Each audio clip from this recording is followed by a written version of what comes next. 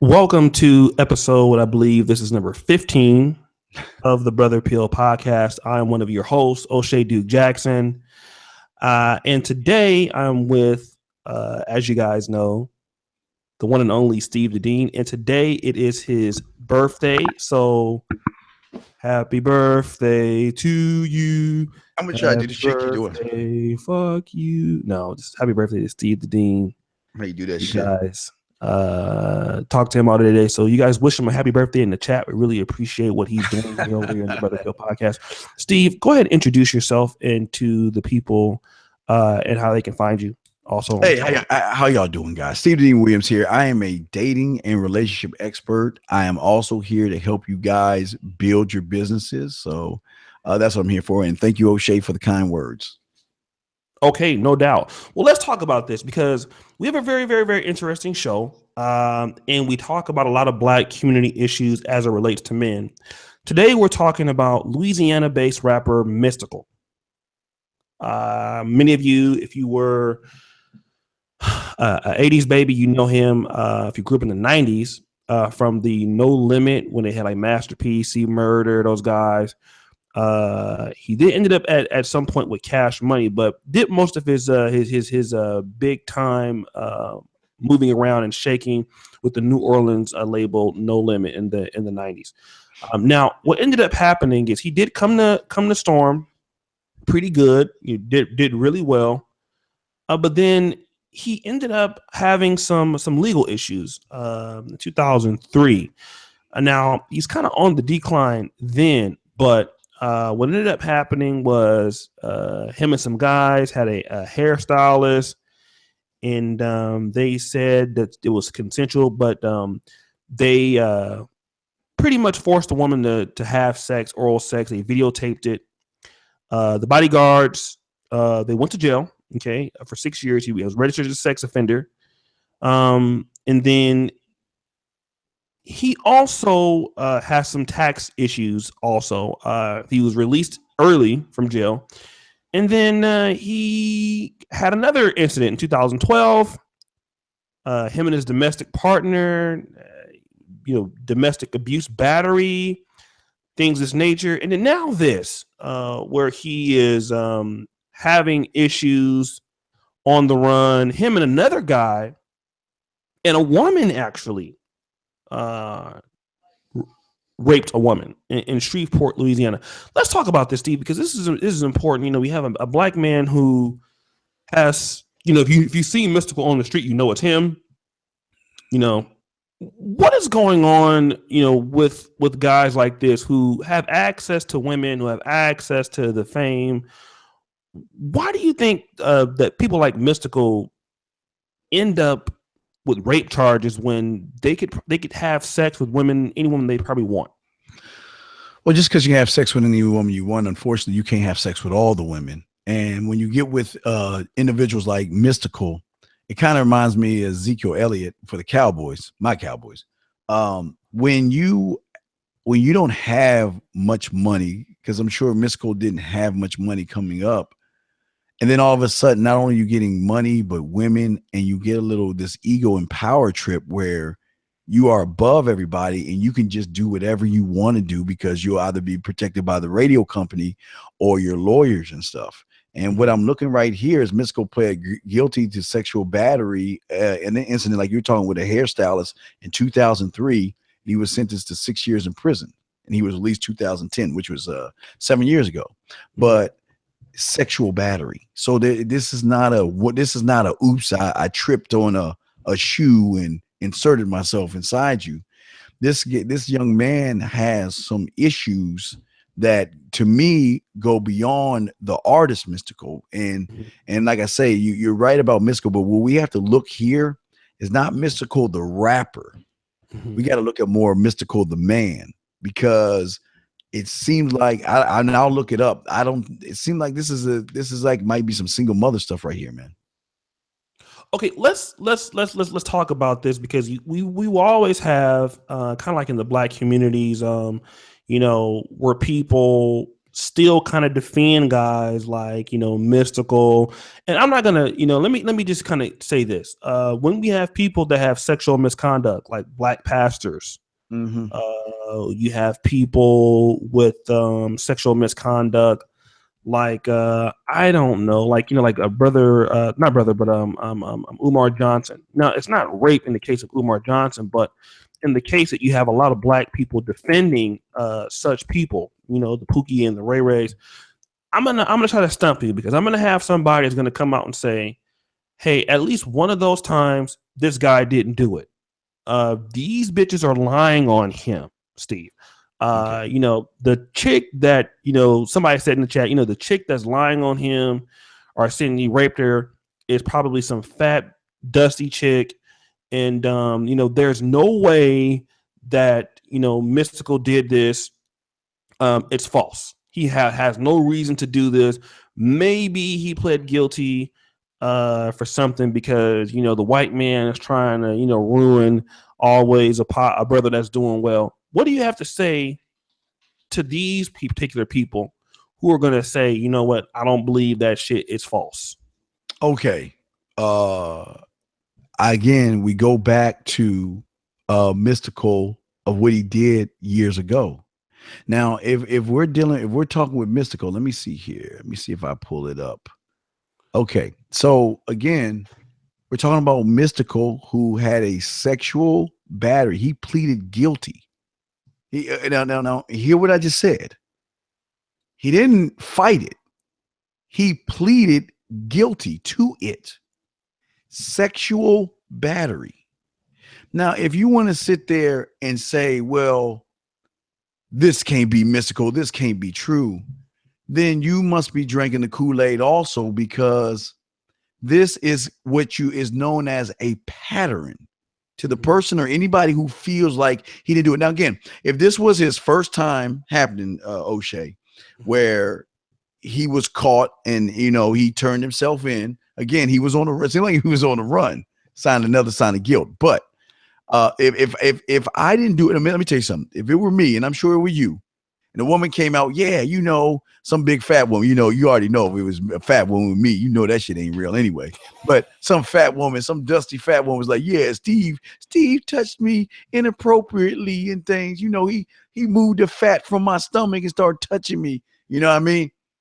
You won't have to worry about me being on the run, because I'm going to be banging down the door of the police station showing I'm innocent.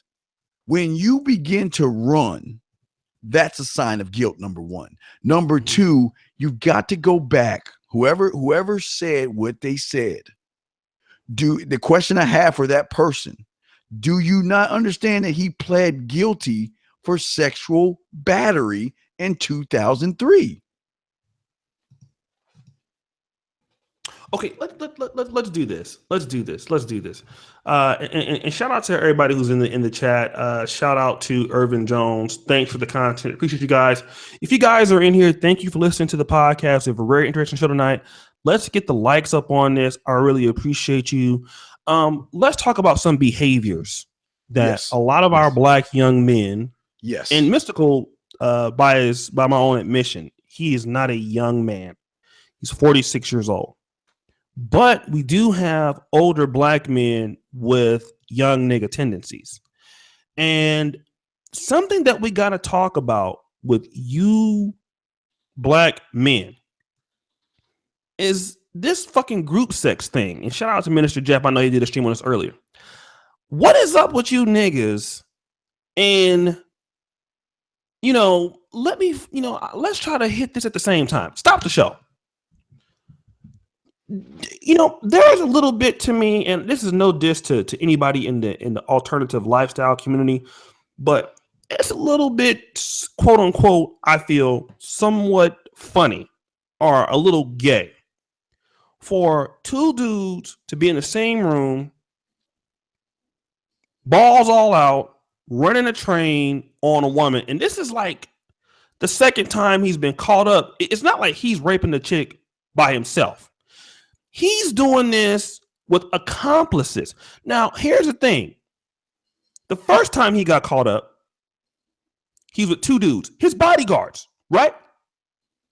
The second time he's doing this shit, he's with another dude, and then he's with a woman who's trying to beg the girl, and she got in trouble, to not press charges. So the problem is, it's a lot of you niggas on this group sex shit. Now, here's the thing. If I got a girl and me and Steve, right? Me and Steve know that the girl is willing to fuck both of us, right? I'm gonna do like this. I'm gonna tell Steve this. Listen, you take this bitch with you. Okay? You there, Steve? No, I'm listening. Yeah. If you're going to screw her, you screw her. If you get done, well, I wouldn't do that no way. But if you get done, she wants to come to my house, that's it. But what's not going to happen is me in there looking at Steve's bald-headed ass and doing a damn pastor stroke, eating a banana with his monkey ass. I'm not going to be sitting there watching this nigga hit no ass. Listening to Steve moan. He looked like one of them niggas that be. I mean, how do you niggas do that? I mean, Steve, what do you have to say about these guys, these black dudes, and this whole group? It's not good enough to get no pussy about it. They gotta be in a damn group to do it. What's up with that? To me, it's no different from a woman who loves to have a train run on her. One thing you gotta understand, and you were asking a question, like what we gotta go back and take a few steps and look at the why these young men are doing that. And it's because of the behavior that it's a taught behavior from mom. Because for for a lot of young men, what do you see mom doing? You see mom with one guy here, another guy there, mom bringing one guy home one time, and then the next time you bring a guy, and a lot of these young boys are impressionable.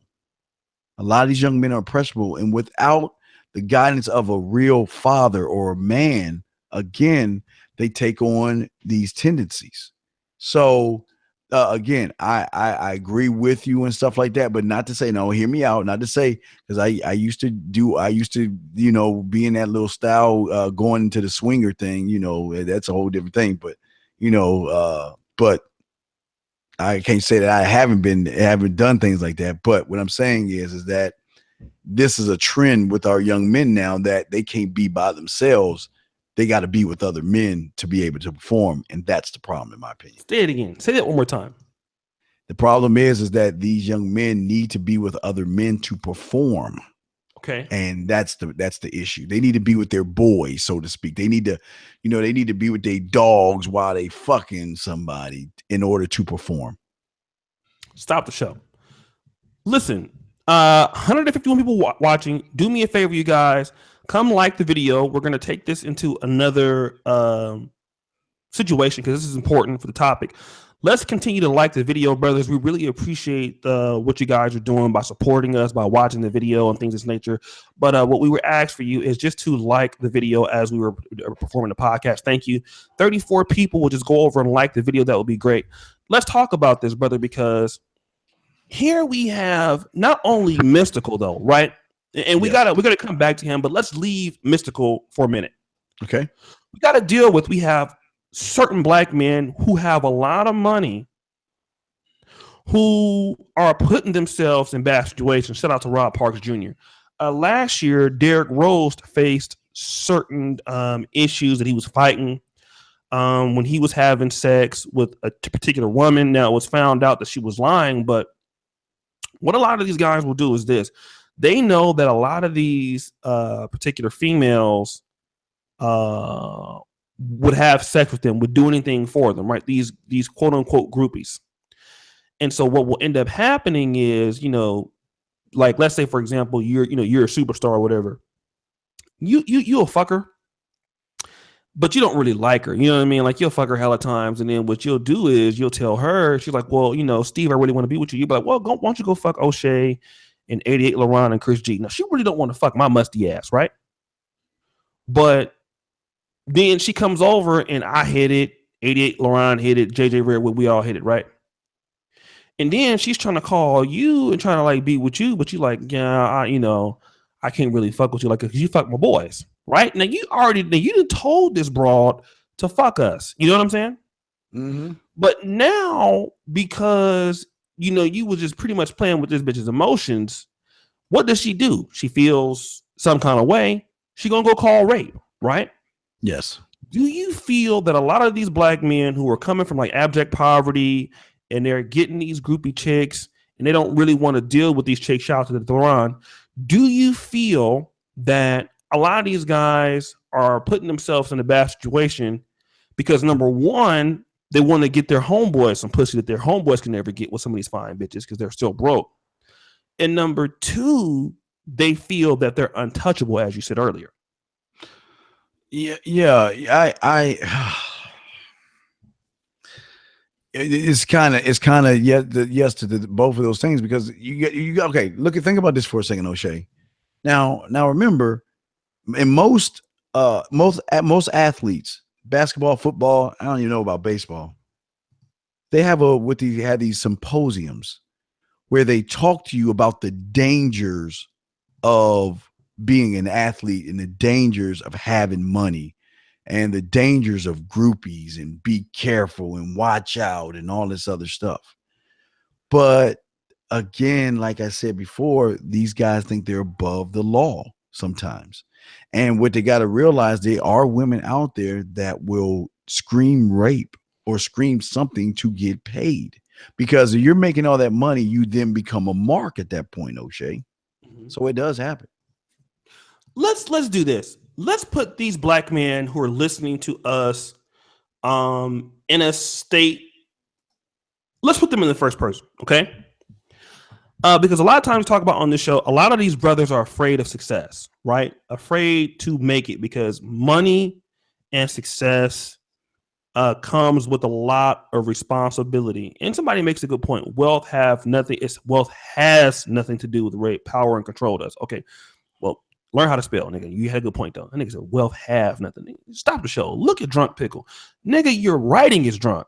How do you spell like a 1825 Mississippi slave? Stop the show. Everybody look at this nigga. Don't say nothing. Just look at him.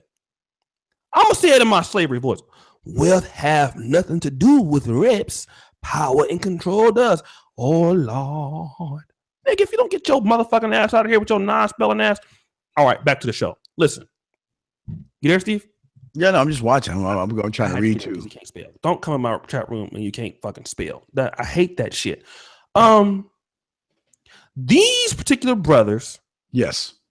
Once they get in here and get this money and they get the success, okay, how should they start acting with women? Because we got to talk about this because a lot of times we have some of these guys, that not so attractive, not so been wanted, and they get in a situation where boom, one hit deal or one hit record or one record deal, you automatically got a lot of bitches. Right? Yes. What did you want to do? What would you tell these young brothers once they get the money, you get the fame, and women are coming more easier to you? How should you handle it?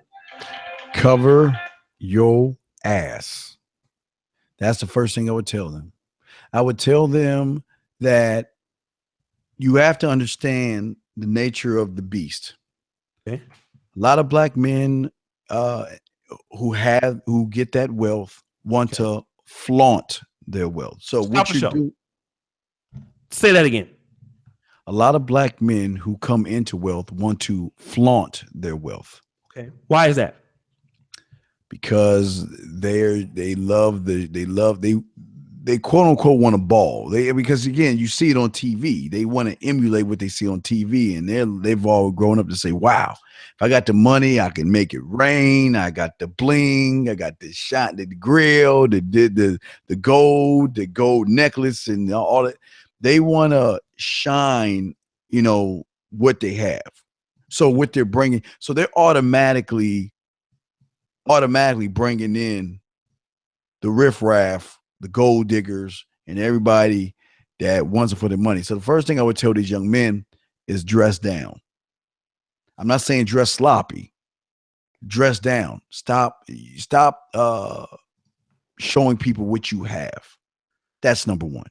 That'll be the first thing, O'Shea. Just you got to look. Just because you have it, you don't have to show the world that you have it, because that brings a lot of attention, and all attention ain't good attention. Okay. So that'll be the first thing I'd say to him, O'Shea. Okay. So, but what if they're okay? So then, what's the next thing would you tell them? The second thing I would tell him is, cut off all your boys. Pay Okay, them. stop the show. That is so fucking important. Let's stay there for a long time. Yeah, keep going. I'm sorry. We just won't stop. We'll stay there. Keep going. I would tell him to have only a handful of friends, and everybody else, pay them to leave, not to stay. Pay them to leave. You know, I appreciate your friendship, but now that I'm an athlete, I'm more of a brand now. I have other people I've got owners I've got to talk to, or if there's a trouble, got owners, and then sponsors. And I don't want to fuck my money up. So what we need to do is, you know what? You got to get rid of the Pookies. You got to get rid of the Ray Rays. You got to get rid of the individuals that's, you know, the drugs if they're selling drugs, they're smoking drugs, they got bad, any type of bad habits. You got to cut them off, because to me, they're cancerous. And I didn't say you don't love them, but you got to think of yourself first. That, and then from friends, next is cutting off family members, because it is not your job. Or now this is going to sound harsh, but can I be real though? Your family, listen, you don't owe your family anything. Now, if you want to buy your mother a house and buy her house and get her a car and put some money in her bank, do that for your mom. But outside of that, you don't owe your cousins, your cousins, your aunts, your uncles. You don't owe them shit. Cut them off. Change your phone. Now, again, we can talk and I can spend time with you, but never disrespect me by coming over and say, well, I need a bill I got to pay, or I got troubles. I'm not that dude. I'm not a bank, because I want you to take your money, put it away. Matter of fact, if you're making money, O'Shea, don't touch the money that the owners are giving you. Use the sponsorship money that you're making from the sponsorship deals that you have. Mm-hmm. And then from those deals, what you want to do is invest in small stocks. Don't invest in restaurants unless you got a good restaurant plan. If you're going to invest in restaurants, but you got to make sure you got a top chef. I mean, that goes on and on. I'm not going to get into all that, but I'm just saying that I would get rid of your boys first. Mm-hmm. Anybody that will bring harm to your brand, you cut them out. Family members second. Okay, Steve, this is important because we want to stay on this particular tangent. This is important. And the reason why it's important is because friends can make you or break you. Now, yes. Let's just talk about my friends that I have here on YouTube. People that I consider friends. You, me and you bounce ideas. And shout out to big bro Mark in the super chat with the donation, the Grinch God.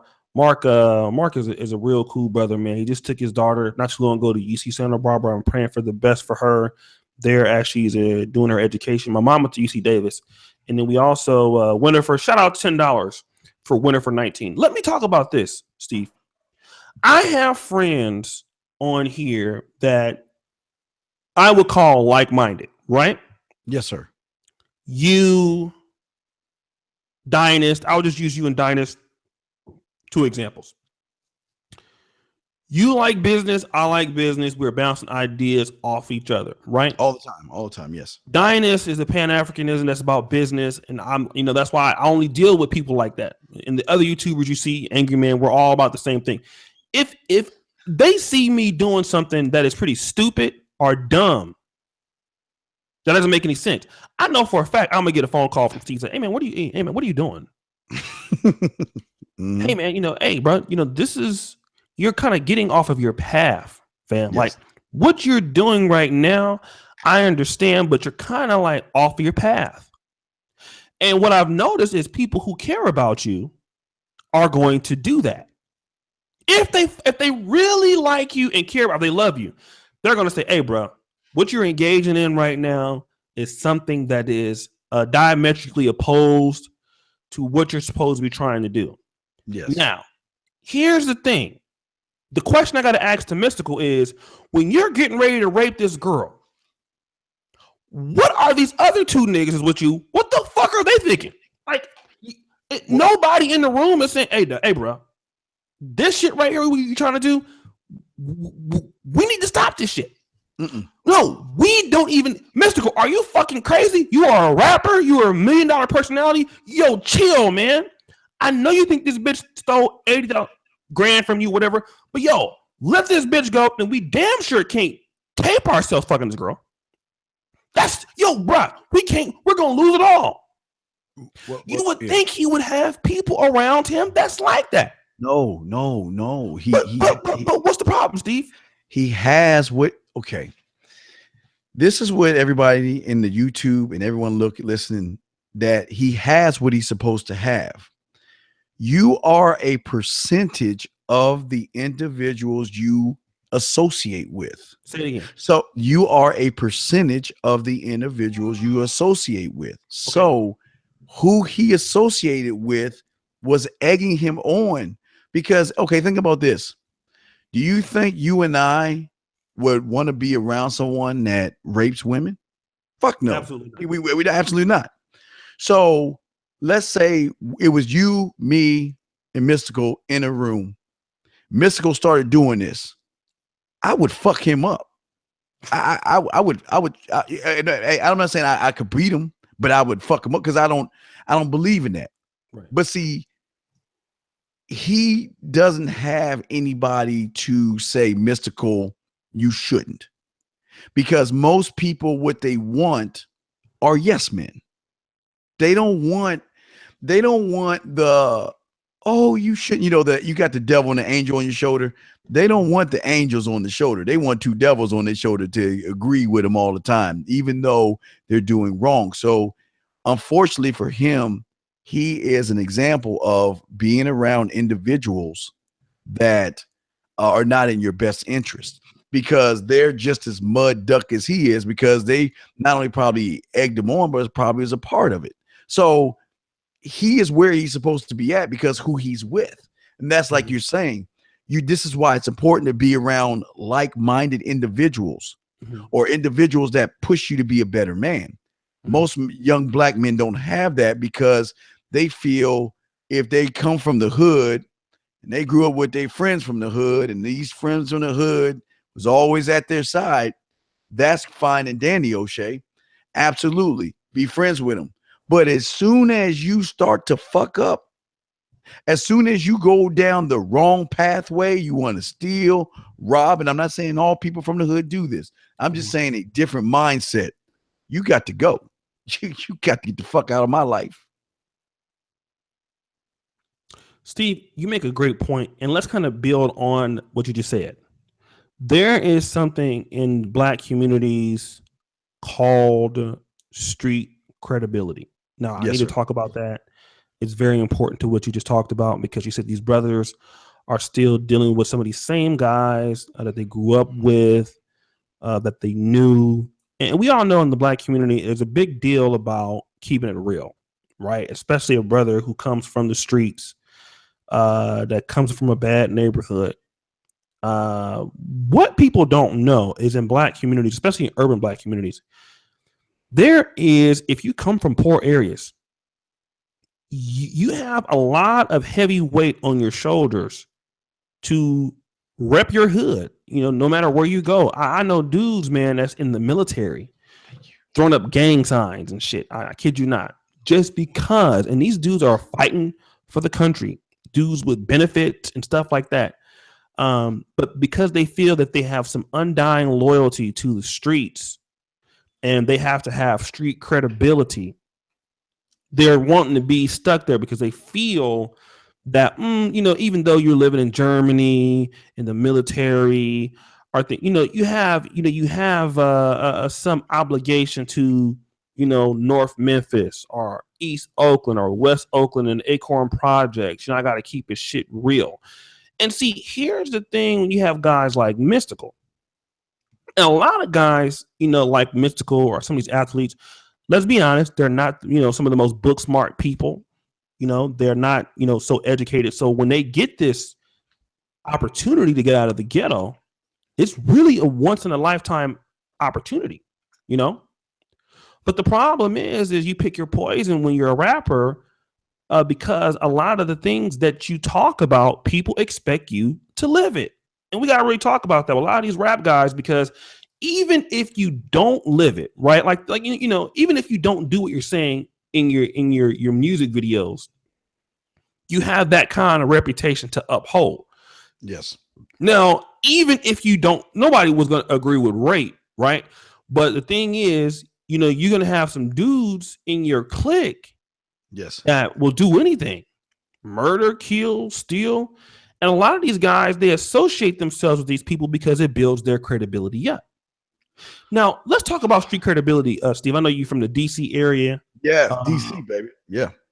How big was street credibility for black men, back in those days when you were coming up? Well, back in our day, I was never a drug dealer. Now understand, I did have drug dealer friends. And to be honest with you, and I'll be honest with you, I was hustling. I would take money, I would give it to the drug dealer, and he flipped my money. I mean, that's all I know. I just give him 50, 100, and he flipped money. I mean, that's how I was. I'm not gonna lie. I was never into that game, but I had one in my pocket where, hey, here's 100. He bring me about 250 back. I didn't ask no questions. I just give him the money. But anyway, but okay, it's always there's always going to be cred with young individuals, especially in high school, because everybody wants to be popular, everybody wants to be in a circle, and as long as you worry about what the next man thinks, you're going to try to fit into one of those systems, because no one wants to be shunned, no one wants to be an outsider, no one wants to be that guy. So if your friends are acting a certain way, now remember, and even when I was growing up, it wasn't cool to make good grades. And what was funny, because I wasn't the smartest thing in the book, but I had friends who were really smart, but they wouldn't discuss them making the honor roll because they would worry about what everybody else would think about them. Say that one more time, Steve.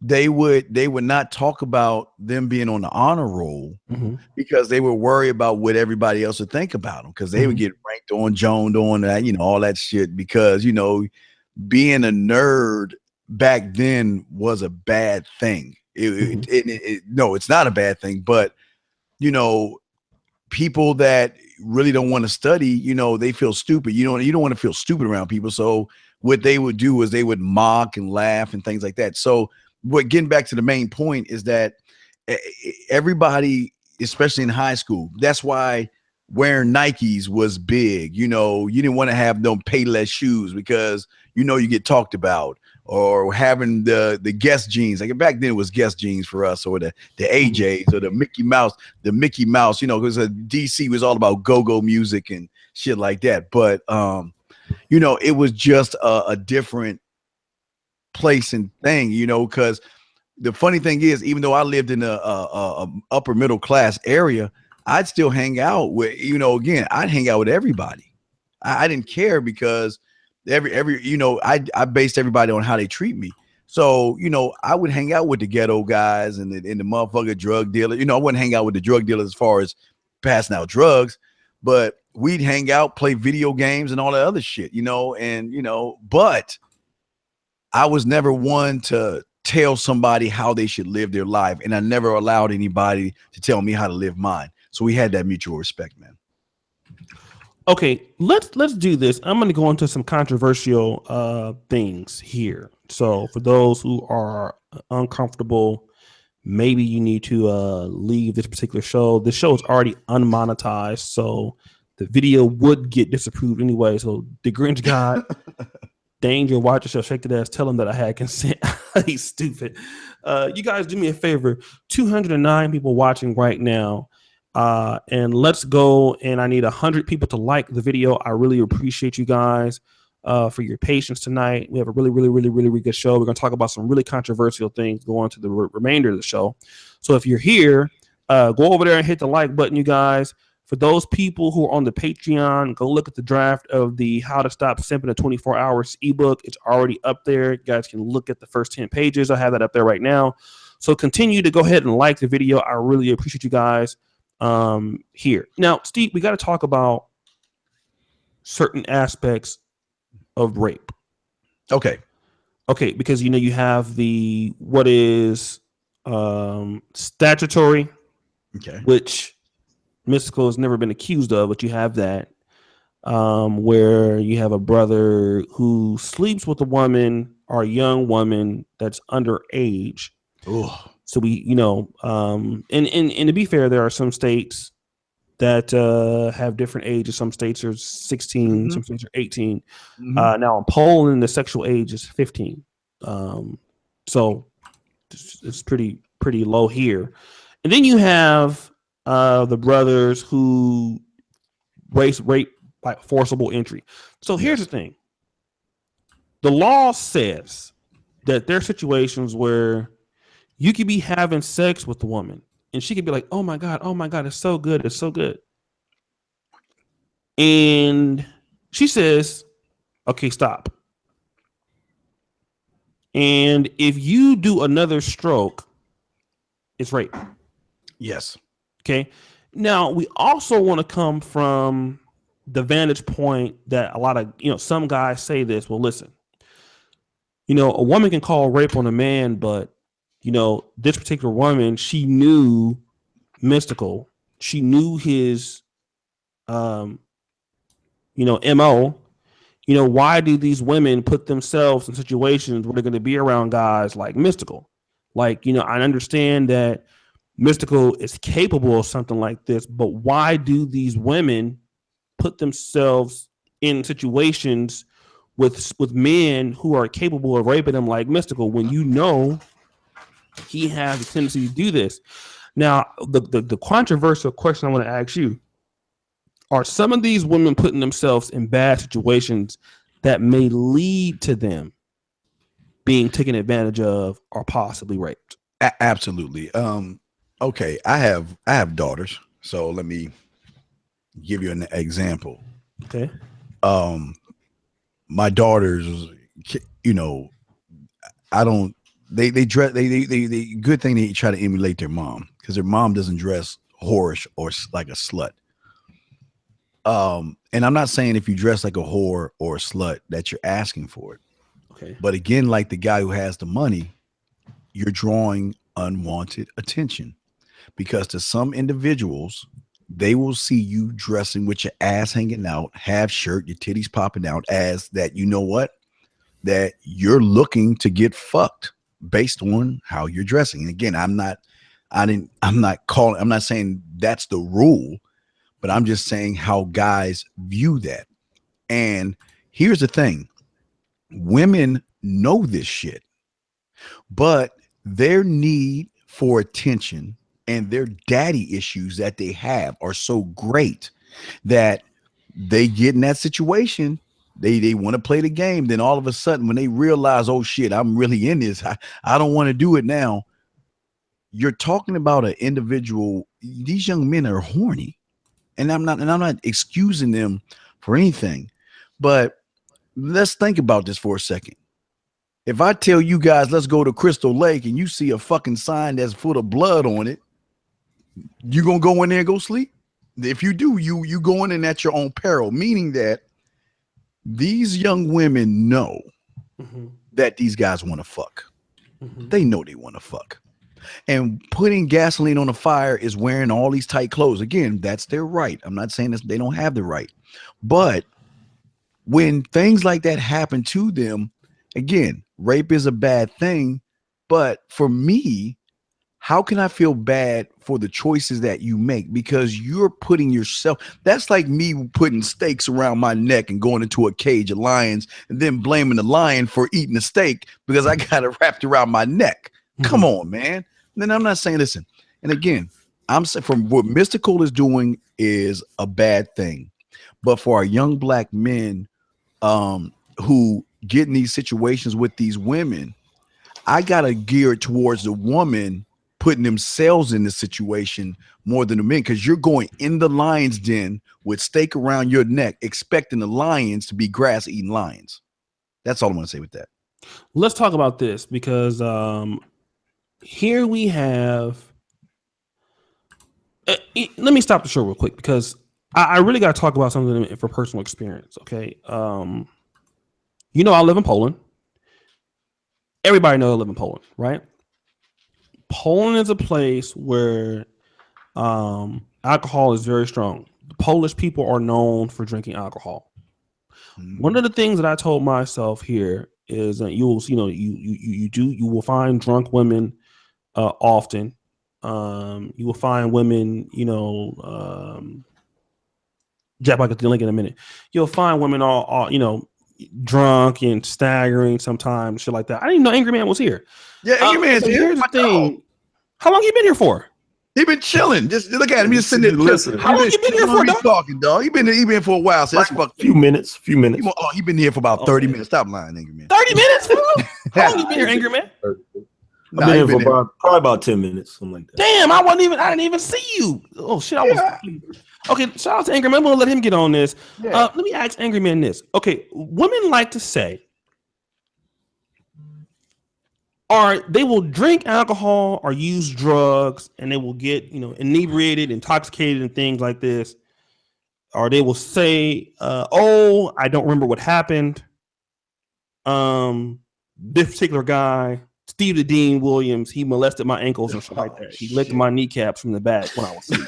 Why you gotta be me? Yeah, put his ass in jail for 13 minutes. Right? What do you think about that? Because a lot of women will knowingly go in and drink alcohol. They'll take drugs. They will get inebriated and stuff like that, just so they can have the courage to have sex, and then want to wake up and feel bad about it and want to just press. Do you think this thing happens? And does this happen with rappers, do you think?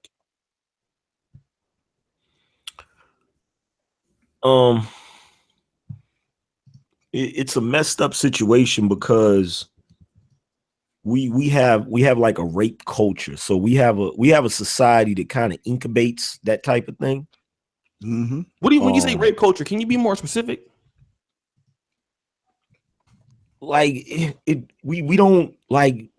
We treat rape like a talking point, like a slogan, like a way for politicians to get votes. Like they don't really take it seriously. Okay. They don't take it seriously as far as laying out real ground rules that say this is rape, this is not rape. Like they don't want to establish any, like they leave it too subjective. So it's not really based on whether or not somebody actually got raped. It's based on their perception of whether or not they want to decide that they've been raped. Now, in the case of Mystikal, I don't know if that's the case with that brother. This is like you know what I'm saying? Like you keep getting caught with your hand in the damn cookie jar. You know what I'm saying? Like I can't make no excuses for you. You just keep getting caught doing the same shit, you know? Mm-hmm. Well, so let me ask you this. Do you feel that, because a lot of guys, when we invite a woman over, right, the first thing that we think, I'm not saying everybody think, right? And Alan Roger Curry, shout out to him, he says, the first time you have sex with a woman, it should be with no alcohol or drugs involved. Absolutely. Yes. Absolutely. Yes. Oh, okay. Yes. You agree with this? Okay. Let's take that for a spin. Why do you say yes, Angry Man? Because you have to be, you have to cover as a man. And this was something that I was really big on when I was a teenager, when I first started engaging in, sexual activity with girls. Okay. I made sure I covered my ass. Yes. I made sure that my P's and Q's, I dotted my I's and crossed my T's. I didn't play around because I already knew. Real quick? How did you know this information? And Kevin, I'll send you a link if you want to come on. I asked you earlier if you want, but you have to show. But let me ask you this: how did you know to dot your T's and dot your I's as a teenager? Because I was paranoid. I've seen dudes get caught up and hemmed up in messed up situations. Mm-hmm. So seeing those examples of dudes, dudes getting charged with statutory rape because they didn't know the girl was underage, or dudes messing with girls that had a certain type of behavior that should have let them know that she was vindictive, that she was willing to play those type of games. Like, you got to pay attention to that type of stuff. Like, I was never a dude that would engage in certain type of behavior. Like, if dude said, "Oh, yo, this girl over here, she'll let us run a train." Nope. Right. I'm not involved. Nope. I'm good. You know what I'm saying? If I had any sort of interaction with a chick, number one, I would talk to that chick like on a relationship level, on a dating level.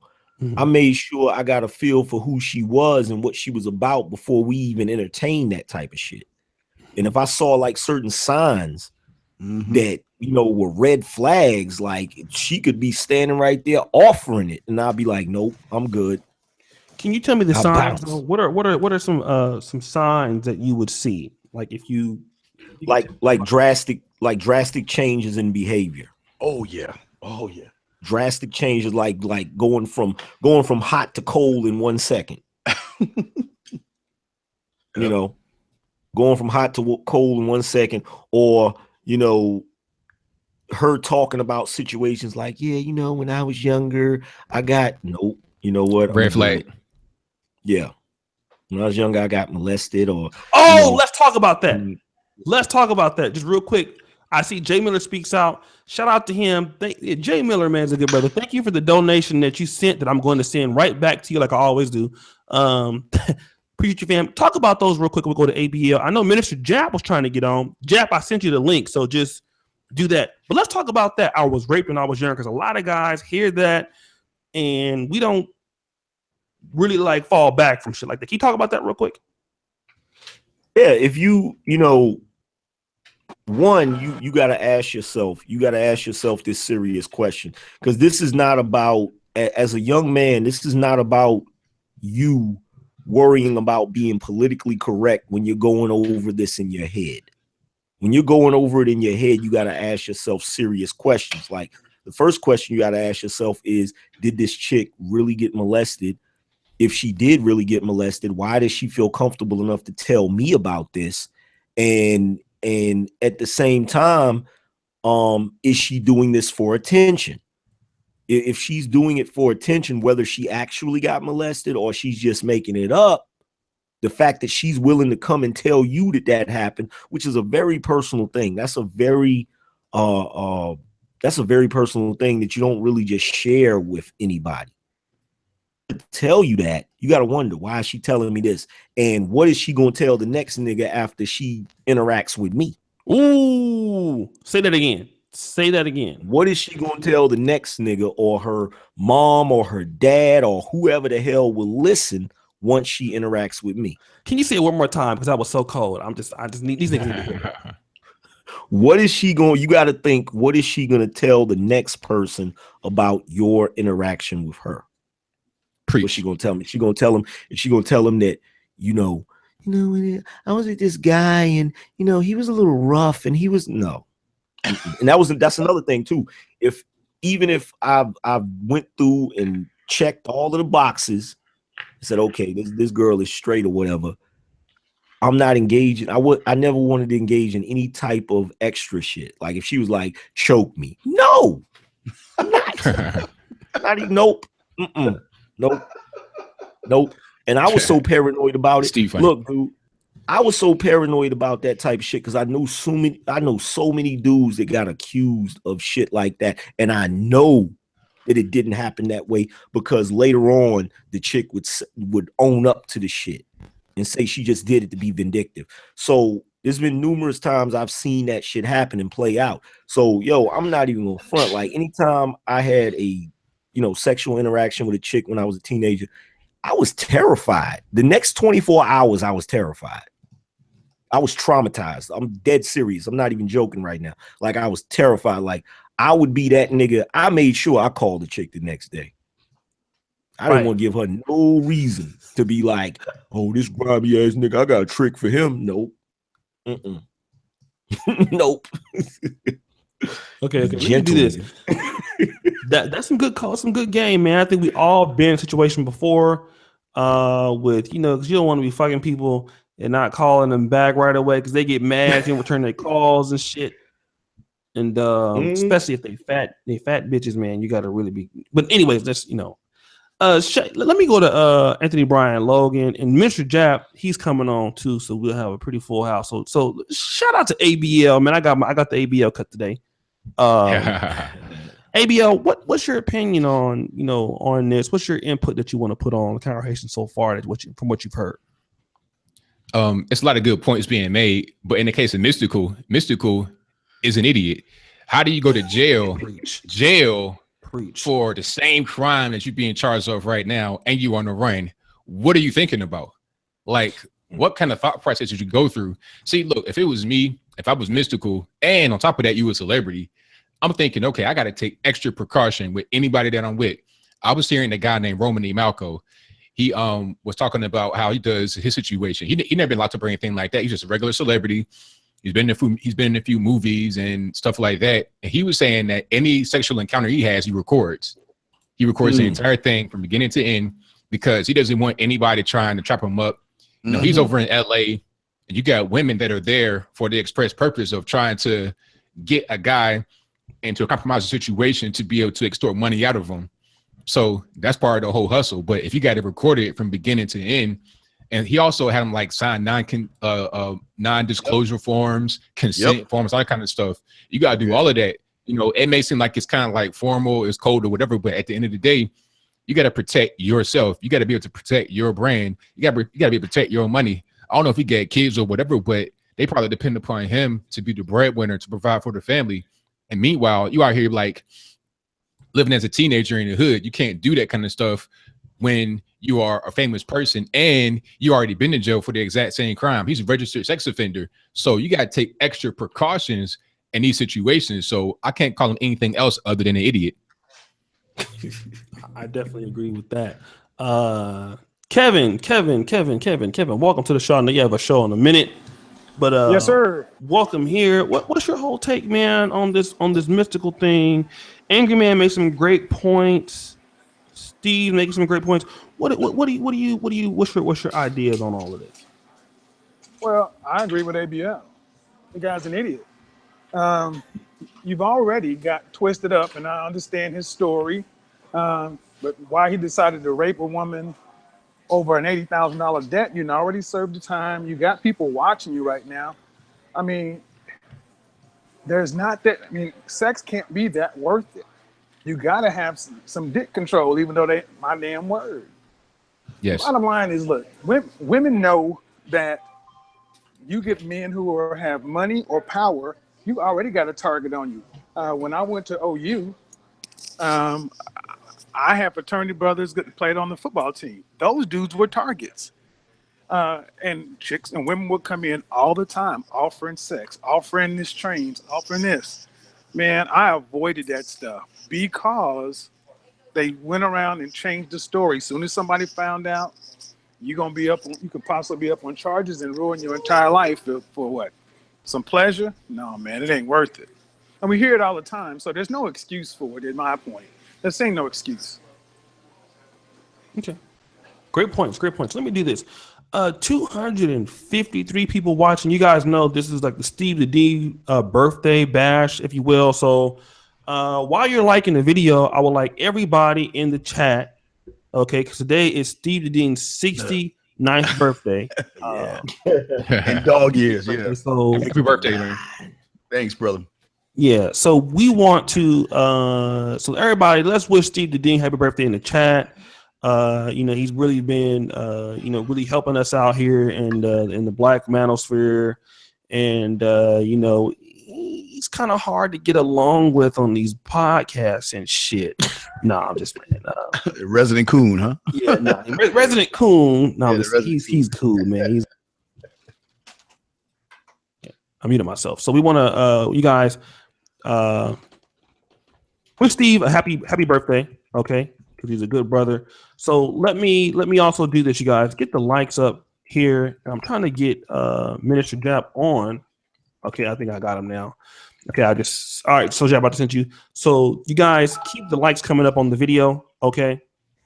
And thank you for those who are wishing Steve a happy birthday. We really appreciate you guys. Thank you. I appreciate that. Thank you. Let's talk back to Steve now. Yes. Okay. So Steve. Yes, sir. Here's the situation that we have, and let's put these brothers in the first person because we have to.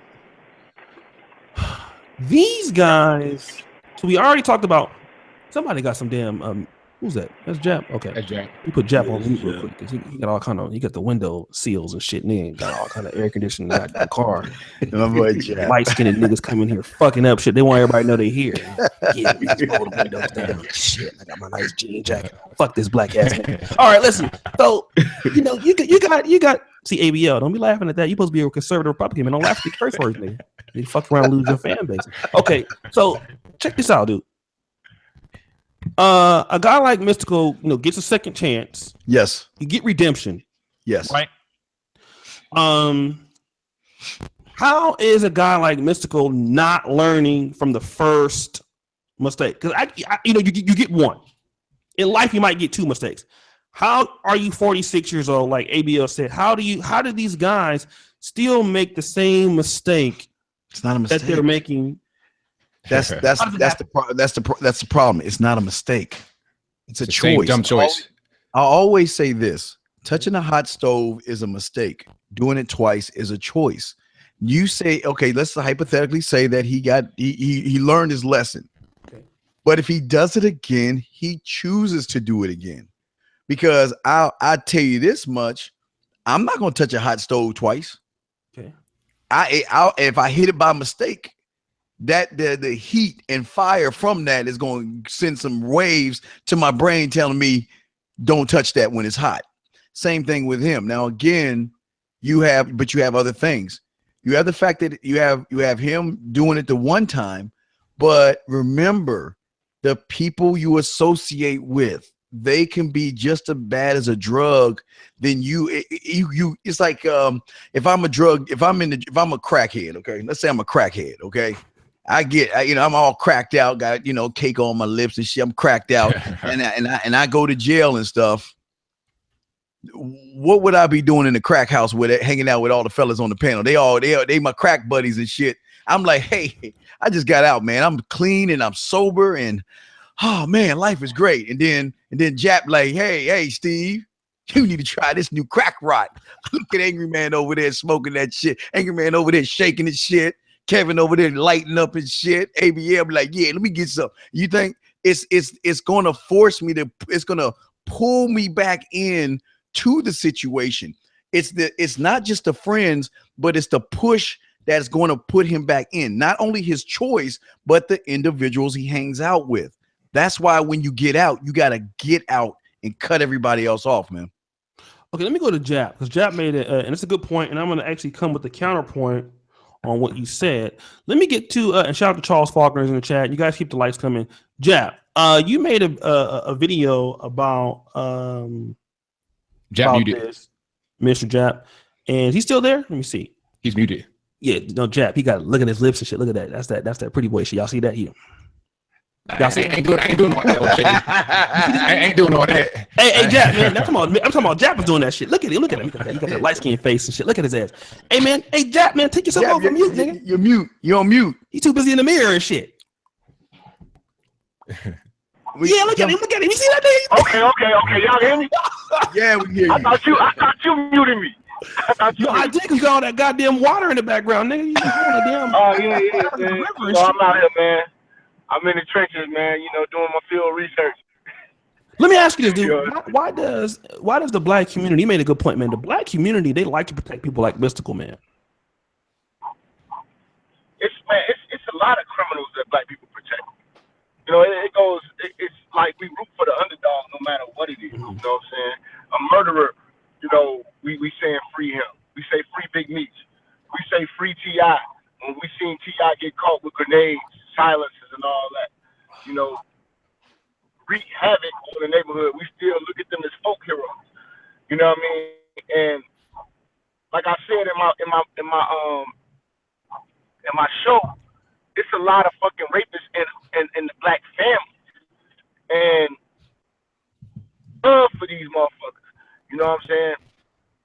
Like, and then you gotta think about shit like when Big say, fuck them in the ass and rape their kids or something. He said some wild shit.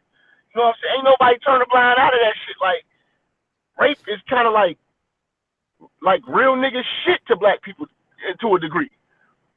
You know what I'm saying? So, I think was it Beanie Siegel or Big that said that shit? You know my niggas, fuck niggas, some shit. That was big. That was big. It was big. That was big. Don't you know my nigga gutter fuck niggas in the ass and throw them over the bridge? Throw them over a bridge. Yeah. Like, that don't stop niggas. Like, hold on, whoa. No, he said, don't you know my nigga gutter kidnap kids, fuck them in their ass, and throw them over the bridge. Yeah, that's what he said. He said that shit for real? Yeah, he said that shit. You know what I'm saying? But this the nigga, you know what I'm saying, who we revere. And I ain't taking nothing away from the man on his music side, but I'm just saying, he told you that rape ain't looked at that bad in the black community. With me, I don't get no rapists no pass. I don't want to be associated with no rapist. I don't want to talk to a rapist. I got an uncle who touched on my cousins and them. You know what I'm saying? It ain't no love there, like, but family was still letting this motherfucker come around and eat plates and shit. My mama told me about her uncle had touched her and shit like that. That shit is normal in the black community. That's why they be rooting for these motherfuckers to get off of the motherfucking case. R. Kelly got off on that shit. Like, I ain't got to keep going in on R. Kelly. That shit is facts. Ain't no fucking debate. You know what I'm saying? I'll bring his brother on this motherfucker. I'll go get his ass. You know what I'm saying? You know what? Oh, you from Chicago too, so. Yeah, rape is just fuckers don't be looking that bad on in Chicago. You know, a snitch is worse than a rapist? Yep.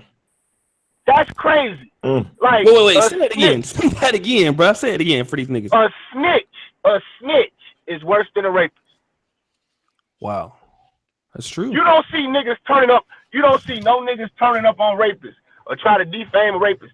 Mystikal came out of jail as a fucking rapist and was embraced by the community. When a motherfucker get caught making any type of statement to the police, he's done in the black hood, in the hood, period. Oh yeah. Yep. That just goes to show you we think stupid. In fact, that's tomorrow's show. Stop snitching. Oh, that's gonna be a great one. Snitch on, listen, I need everybody snitching on rapists. Snitch on a rapist. Snitch on a rapist. Let me know. We get the shirts going. We get the shirts together. We put that shit out there, man. You know what I'm saying? But I was listening to a lot of things the brothers were saying. Hey, shout out Stevie Dean, man. Happy birthday, my bro. Thank you, brother. A lot of times these young girls, they are enticing these predators. But it's up to the people who raising them to understand what they advertising. Mm-hmm. Now, like he said, I'm not gonna say that that's right, but I'm like he said, you are tempting, and it's temptation to the fuck niggas. I don't want to understand the psyche of a rapist. Mm-hmm. I'm not here to do that. You a rapist, you a crazy ass nigga. I don't even know. I don't even want to deal with you. You know what I'm saying? But you know, that rape shit, man, and the molesting shit, I didn't seen it so much in my family and just motherfuckers around. I don't respect it on no way of fashion. I don't give it no pass. But the hood seemed to give it a pass, and I just don't respect it. That's why I did the show. But y'all free to speak. Let me kind of bounce off of Jap and go to the Angry Man. Hey, and let me just do this real quick. I want to shout out people in Super Chat. Rufus, why can't niggas control their dicks? We're going to talk about that. Daniel Hernandez, disappointed. I want a one last no limit run. Shout out to Daniel Hernandez. He probably the only Mexican dude that listen to this damn shit. I don't know why. I'd be roasting the hell out your ass. But Angry Man, do we have a problem in the black community by allowing somebody like Mystikal? And before you answer, to come back now, criminals, black people. Let me mention this. Reverend Henry Lyons. Anybody ever heard of him before? Mm-mm. Okay. Reverend Henry Lyons was the pastor of the National Baptist Convention, which used to be the biggest convention for black Christians in the world in the USA until Church of God in Christ took over as far as the most members. But anyway, Henry Lyons had some church bombings that happened in the South. He was given some money by the Anti-Defamation League and some things like that. Henry Lyons, instead of using the money to rebuild black churches, he ended up buying a mansion for his side bitch. His wife found out about it. His wife went and burned down the house.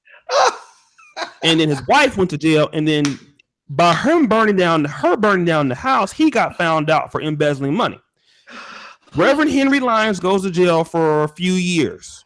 As soon as he gets out of jail, he is picked up, given a pastoral robe, and goes to preach. Just like that, instantly. Now, I'm saying this, even though what he did isn't rape, I'm saying this because certain people in the black community, if they fuck up, we'll forgive them and we'll restore them to the same position that they had when they were gone, in so many words. Do you think what Jap is saying is true about how black community people would view criminals? Hell yeah. It's not just true. It's not just true outside, in real life. It's true on YouTube. Oh shit. Oh shit. Oh. Uh-oh. Oh shit. I know where this Like is you going. got dudes going hard at me, mad at me or whatever, and talking trash to me and other Shots members fired. of the community because, of the YouTube community, because like, yo, I can't believe that y'all fell out with such and such. Like, yo, it is what it is. Where I come from, we don't get behind rape and molestation and none of that shit. Like if I ever found out, like I don't have no brothers, all I have is sisters. If I ever found out somebody molested one of my sisters, it would take an army to get me to stop me from killing them. Like real talk. Mm-hmm. But yeah, man, we do have an issue with that in the black community. We have an issue with that, especially when it comes to that. Like, let me ask you another question. When it comes to this whole idea of a lot of black women say this, though. They say that many of them are targeted and molested at a young age. And I saw what's this guy's name? His name was Luke Cage, right? And there's a scene in Luke Cage where one of the characters kills her cousin, but the reason why she kills him is because he says that one of her uncles raped her, and he was like, well, you enticed him, you were coming around him wearing this and wearing that. Do you think that our black women, our young black girls, they are a little bit too loose in the way that they act, in the way that they're dressing? oh yeah. And they are also kind of I'm not saying they're causing it, but they're putting themselves in situations of danger by just their behavior, by their over sexuality and things. Are they causing themselves to be put in situations where they could get raped, in your opinion? If the way I feel about that is, if it's a grown woman, if she's of age and she's running around playing them games, then one, she should know better. You know what I'm saying? She should know better than to put herself in a messed up situation. But if it's a girl that's underage, if it's a child, it really doesn't matter what she did. You know what I'm saying? If it's a child, the adult is the one that's supposed to know better. Right. You know I got to chime in on that. The adult is the one that should know better and should not be like that R. Kelly situation with Aaliyah. He should know better. He should know better, and her fucking parents should be keeping a better eye on their daughter. You know what I'm saying? But that's how I feel about that shit. Good point. Let's see. I think go ahead and chime in, Anthony. Okay, now what Angry Man said is right. At the end of the day, if you got little girls out here that's being molested, raped, or whatever, you can't blame them for what happened. It's up to the person that did it. However, you do have to protect yourself at all times from a young age. I remember being told, if you hear bullets, you got to duck down. That's what I heard. I can't just stand up. Now, if I get shot through the door or through the wall, through the window, it's not my fault. I got shot. I didn't do anything to anybody. I'm just in my own house. However, I need to be able to protect myself. When I hear the gunshots, I need to duck down to make sure that I don't get shot. It's the same kind of way with the parents. I think that's one of the main things. You got to make sure these parents are teaching these girls to, first of all, avoid being around men that don't know, especially by themselves, to protect themselves, to wear things that are appropriate for their age, because you don't want to entice these perverts. The perverts are out there. I think Farrakhan said that on the Breakfast Club one day. He was like, look, do you know how many men are just outside, unemployed, sitting on the corner, and they wait for the school bus to get off, and they see your daughter get off, and they watching her when she comes from the school bus. Kelly, Chicago. Yes, exactly. Exactly. They're watching her come from the school bus to her house. They're watching her patterns, all of that. So you got these creeps out there, and you don't know who they are until something happens. Then it's too late. But at the end of the day, you got to be able to protect yourself and tell your daughters to protect themselves away from that kind of predator. This is getting good. Let me kind of get to Kevin, and we'll get to Steve, and back to Mr. Jep real quick. Kevin, what I'm hearing from the Angry Man and what I'm hearing from Anthony Brian Logan, and I might be wrong, but I'm gonna take it on the limb. What I'm hearing is that we have a situation where a lot of women are coming up in either when they get of age, 16, 17, 15, 14, let's assume that's the age there, where they don't have a lot of kind of direction.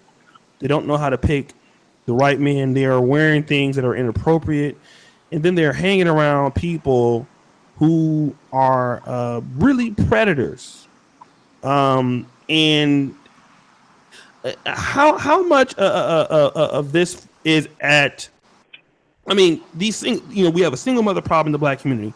How big of a problem is rape? Do you think, directly or indirectly related to single parent homes and no man being in the house? In your opinion, That's a big part of it.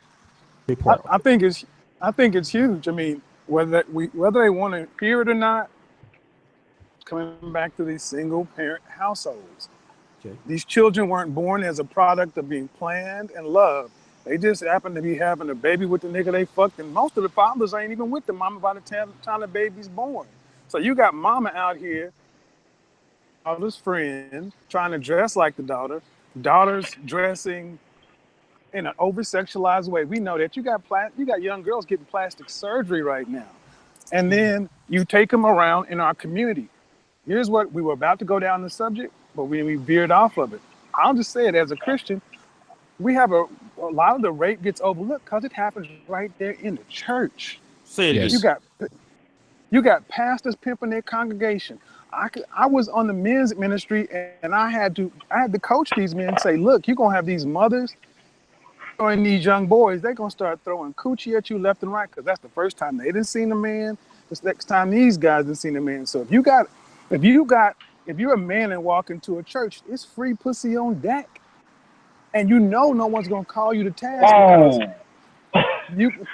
you got no one calling you to task because you don't even call a pastor to task. The pastor can be screwing somebody in the choir, got babies in the congregation. Richard Pryor did it in 1970. Movies, Which Way Is Up?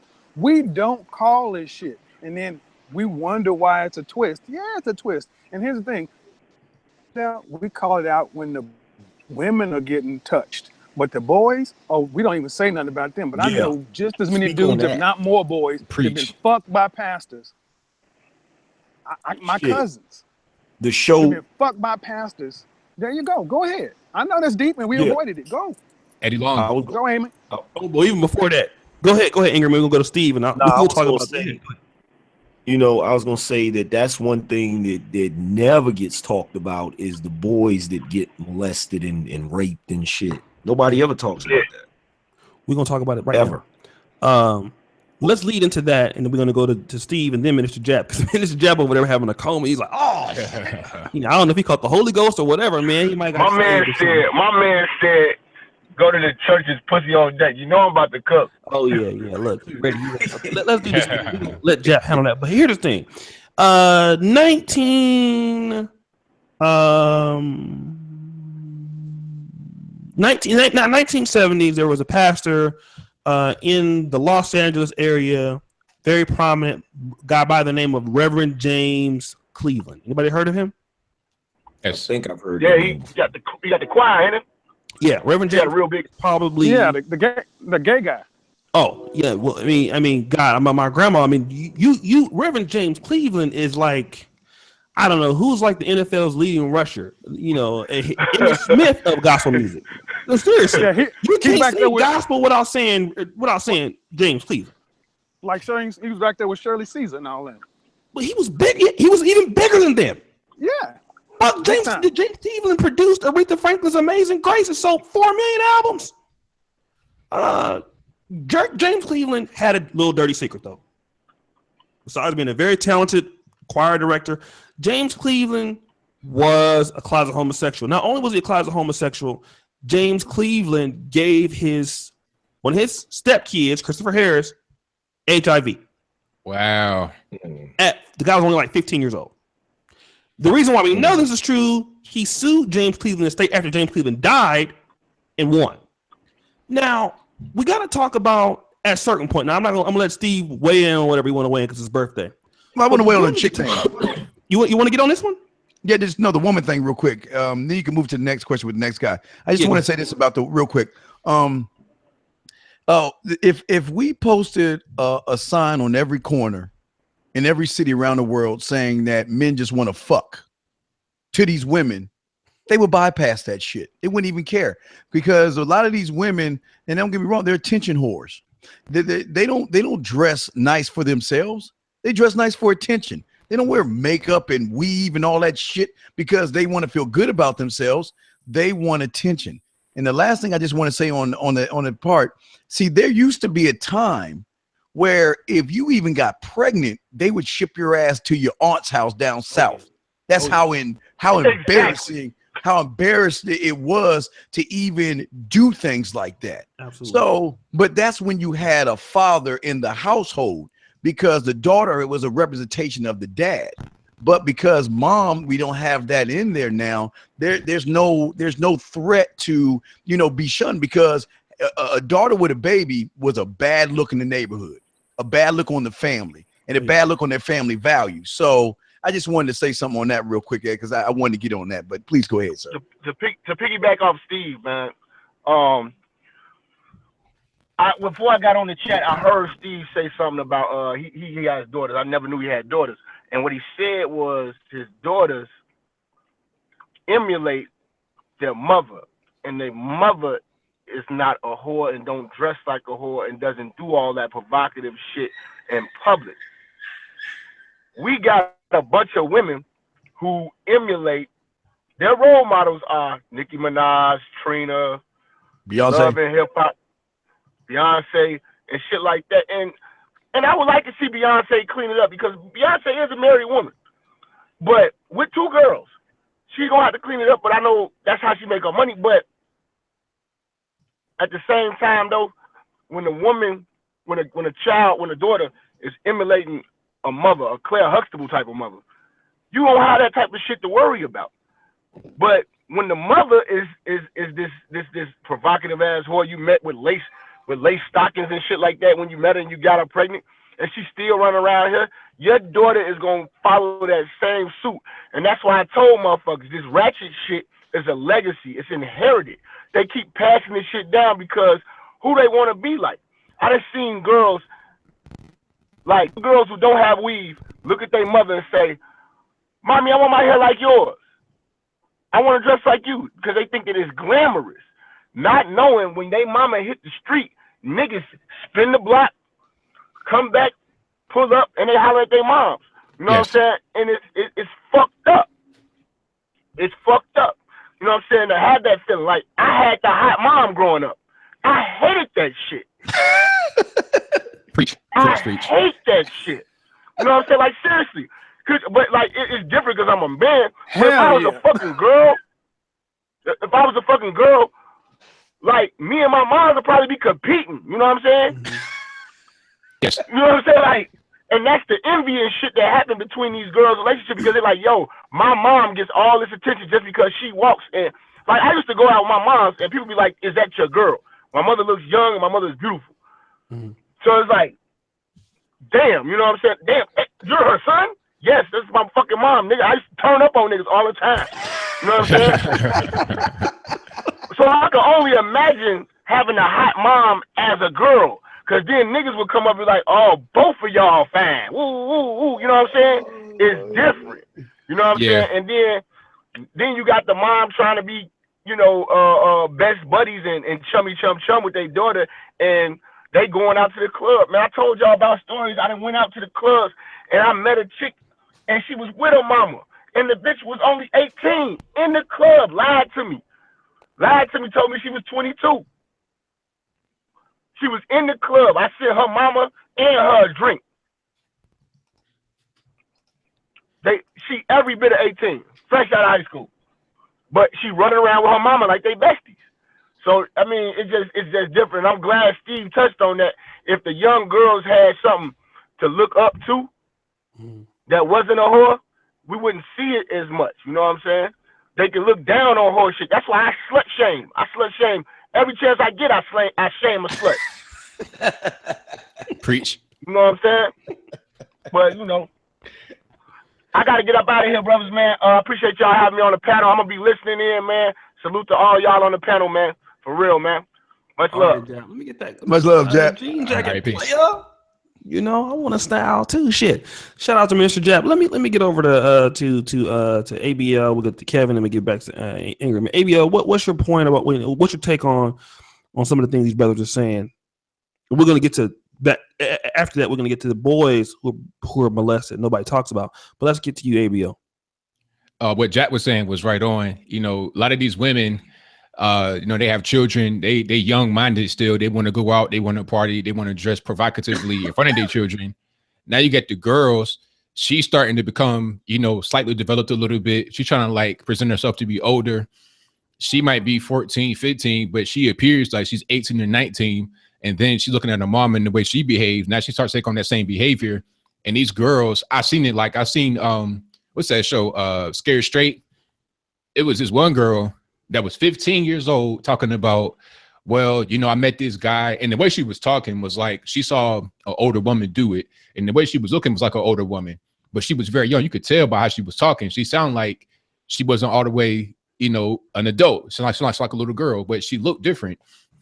She was talking about, well, I met this guy, and we wound up having sex, and then he made me have sex with his friend. She don't even understand what's going on with herself because she's still a little girl trying to behave as an adult due to what she has seen out there in the street.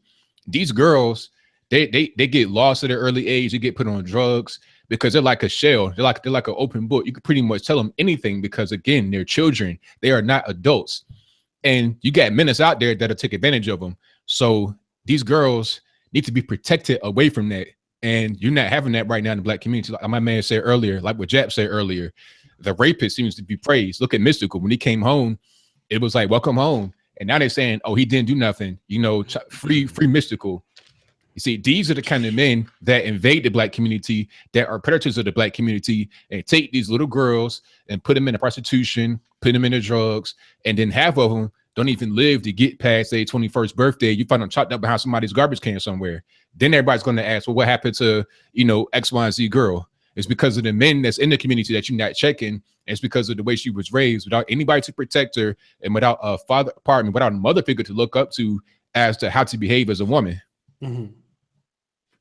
Strong points. Because the first thing a lot of these Black women will say, like even that campaign against us, Angry Man, that, oh, our young Black girls are being raped. Our young Black girls are being attacked. We kept hearing that. But Angry Man, go ahead and weigh in. I think you had something that you wanted to say in a different way. In reference to, my bad, y'all, I had to do something. Mm-hmm. What was the last thing that was said? Okay, I think that he was talking about. I knew that we wanted to talk about at some point the boys. Oh yeah, that are attacked and nobody talks about, and it's always about the women. Yeah, you know, recently when Barack Obama was in office, you know, they had this whole campaign where they had these commercials where they would have celebrities say, you know, no more boys will be boys, no more, you know, all that old bullshit. Like part of the this shit makes me mad because there are rape numbers that never get put out because one, boys most of the time are not going to report being raped. It's too embarrassing. Right. Not to mention the fact that they never show the stats and the numbers for men and boys and, you know, adolescents who are raped when they are incarcerated. You know what I'm saying? They never talk about these female correction officers that work in these juvenile facilities that are, you know, abusing these boys. They never talk about this. It's always something. That's why I said there needs to be, you know, clear-cut, defined laws and rules about what rape is and what rape isn't. You know what I'm saying? Instead of this subjective BS where it's like, you know, just like you were saying earlier, where you could be in some places and the dude could be having sex and he, you know, he done stroked it about 10 times and then she decides in the middle, oh, well, you know what? I don't want to do this anymore. And all of a sudden now it's considered rape. Right. Like that is the most ridiculous shit I've ever heard in my life. You know, once somebody has consented to sex, they've consented to sex. Right. You know what I'm saying? But they leave it subjective so that, you know, it's all of this fucking, you know, it's feminist bullshit. Let me do this real quick, you guys. I know we Kevin. So 301. I'm gonna hold you guys too much longer because it's Steve's birthday, and I'm pretty sure he got some bananas that he want to eat. He got a couple trees he wants to climb and swing from limb to limb. You know, you fucking Republican monkeys are, you know. I know, right? You black conservative monkeys, you know. I just had to, you know, I'm a conservative too, so I'm just fucking with you as an anti. Let's do this, you guys. 305 watching, okay. But again, you know, you niggas. Oh shit, I would like to talk to your mods. I've been blocked twice over some bullshit. Nigga, I don't. Stop the fucking shit. I'm not even gonna go in. I don't even feel like going in. You guys get the likes up, all right? 298 people watching right now. What up, Dr. Sugar Ray? Now listen, you guys continue to like the video, okay? It's a free like, motherfucker. I ain't asking you to give me your goddamn life savings. I'm just telling you to go over like this goddamn video, all right? You got, you know, we got some YouTube all-stars on here. Everybody on here is a powerful YouTuber, so like the video. Let us know that you're feeling this because we want to be able to go ahead and grow this channel. We want to go ahead and grow this show. Also, for you brothers, I just wanted to say this. We are 95% done with how to stop simping in 24 hours. Now, Steve, you seen the ebook. Angry Man, I know you. Did you see it yet? No, I haven't looked at it yet. Are you? Man, look at that, Angry Man. Look at that dog and tell me should he charge? Hold on a second. Let's do this right now. I'm gonna send it to Angry Man right now. I don't know if Kevin's got a chance to see it. You hold on, wait a minute. Back and forth saying, what did you just say, Steve? What did you look at the what he's gonna send you and tell me should he be selling that shit for free? Just look at it. He's giving it away for free. He's giving it away for free. Look at it. Look at it. Just look at it. This ain't no like breaking ebook. Look at that shit. That joint is nice. You sent it to me. I just sent it to you. It's not completely done yet, but it's a little bit. So talking about free. We waiting on stop the fucking show. We waiting on Angry Man straight Amistad to give a review. Hold on, you niggas in not you brothers. ABL, I can send it to you too. Hold on, let's get ABL's response. Are you by a computer right now, Anthony? Yeah, of course. Look at this, man. Look at this. I'm sorry. Hold on, bro. He won't get that away. What's the email, ABL? Contact at anthonyblogan.com. Contact at anthonyblogan.com. Okay, hold on. Let's just see something real quick. Let's just see if I passed the Anthony Brian Logan test. Okay. Because they're going to determine how to charge you niggas $1 million for this shit. But hold on. We're going to make sure you get the likes up. Take a little bit of intermission. All right. Look at that, man. Okay. That's where's crazy. my ebook? T-Pain. Goddamn, T-Pain look good as fuck today. What the fuck? You must have went to a collard green juice beauty salon, girl, and got your hair did. Okay, you keep these likes coming up. All right. Now There we I'm just go. having them review something real quick. We're just gonna see what they have to say. So you niggas gotta wait. No, I'm just saying. Oh man, hell no! You better not get this shit away for free. That's what I'm Yeah. trying to tell him. He want to get that away Hell for free. no. Man, come on, man. No, I think that's. I think you can split the difference if you can put it on Amazon. Thank you. Charge there and charge become an Amazon best. I mean, use it as a seed on the manosphere. Give me your email and I'll give you the ebook. But everybody And outside of that, let me just Wait, let me Anthony Brian Logan. Anthony Brian Logan. What does Anthony Brian Logan have to say? You just get the email? Yeah, I'm on it right now. I see. What do you think of the Good, layout? So kind of like a magazine layout type thing going on. Yeah, I would say you could put it like as a Patreon tier. If you want your Patreon have a certain they give a certain amount of money, you could put it on there for that. But I see honestly you get away for free though, because you want it to be like a perk for people that support you, right? Well, I want it to be a perk to get people to subscribe to the site. You want to style? We want free shit. Crazy. Let's just talk about that. It's intermission. We go for intermission. We go on for intermission. Let me let Angry Man weigh in real quick. Let Anthony Brian Logan weigh in, and then we'll come back to Kevin and Steve. And we'll go back to the record topic. Angry Man, what's wrong with what is this? Am I fucking up? Niggas shouldn't even. Let me tell you something. Niggas shouldn't even be fixing their mouth to say free. Niggas shouldn't even be fixing their mouth to say that shit. Like, no. Niggas no.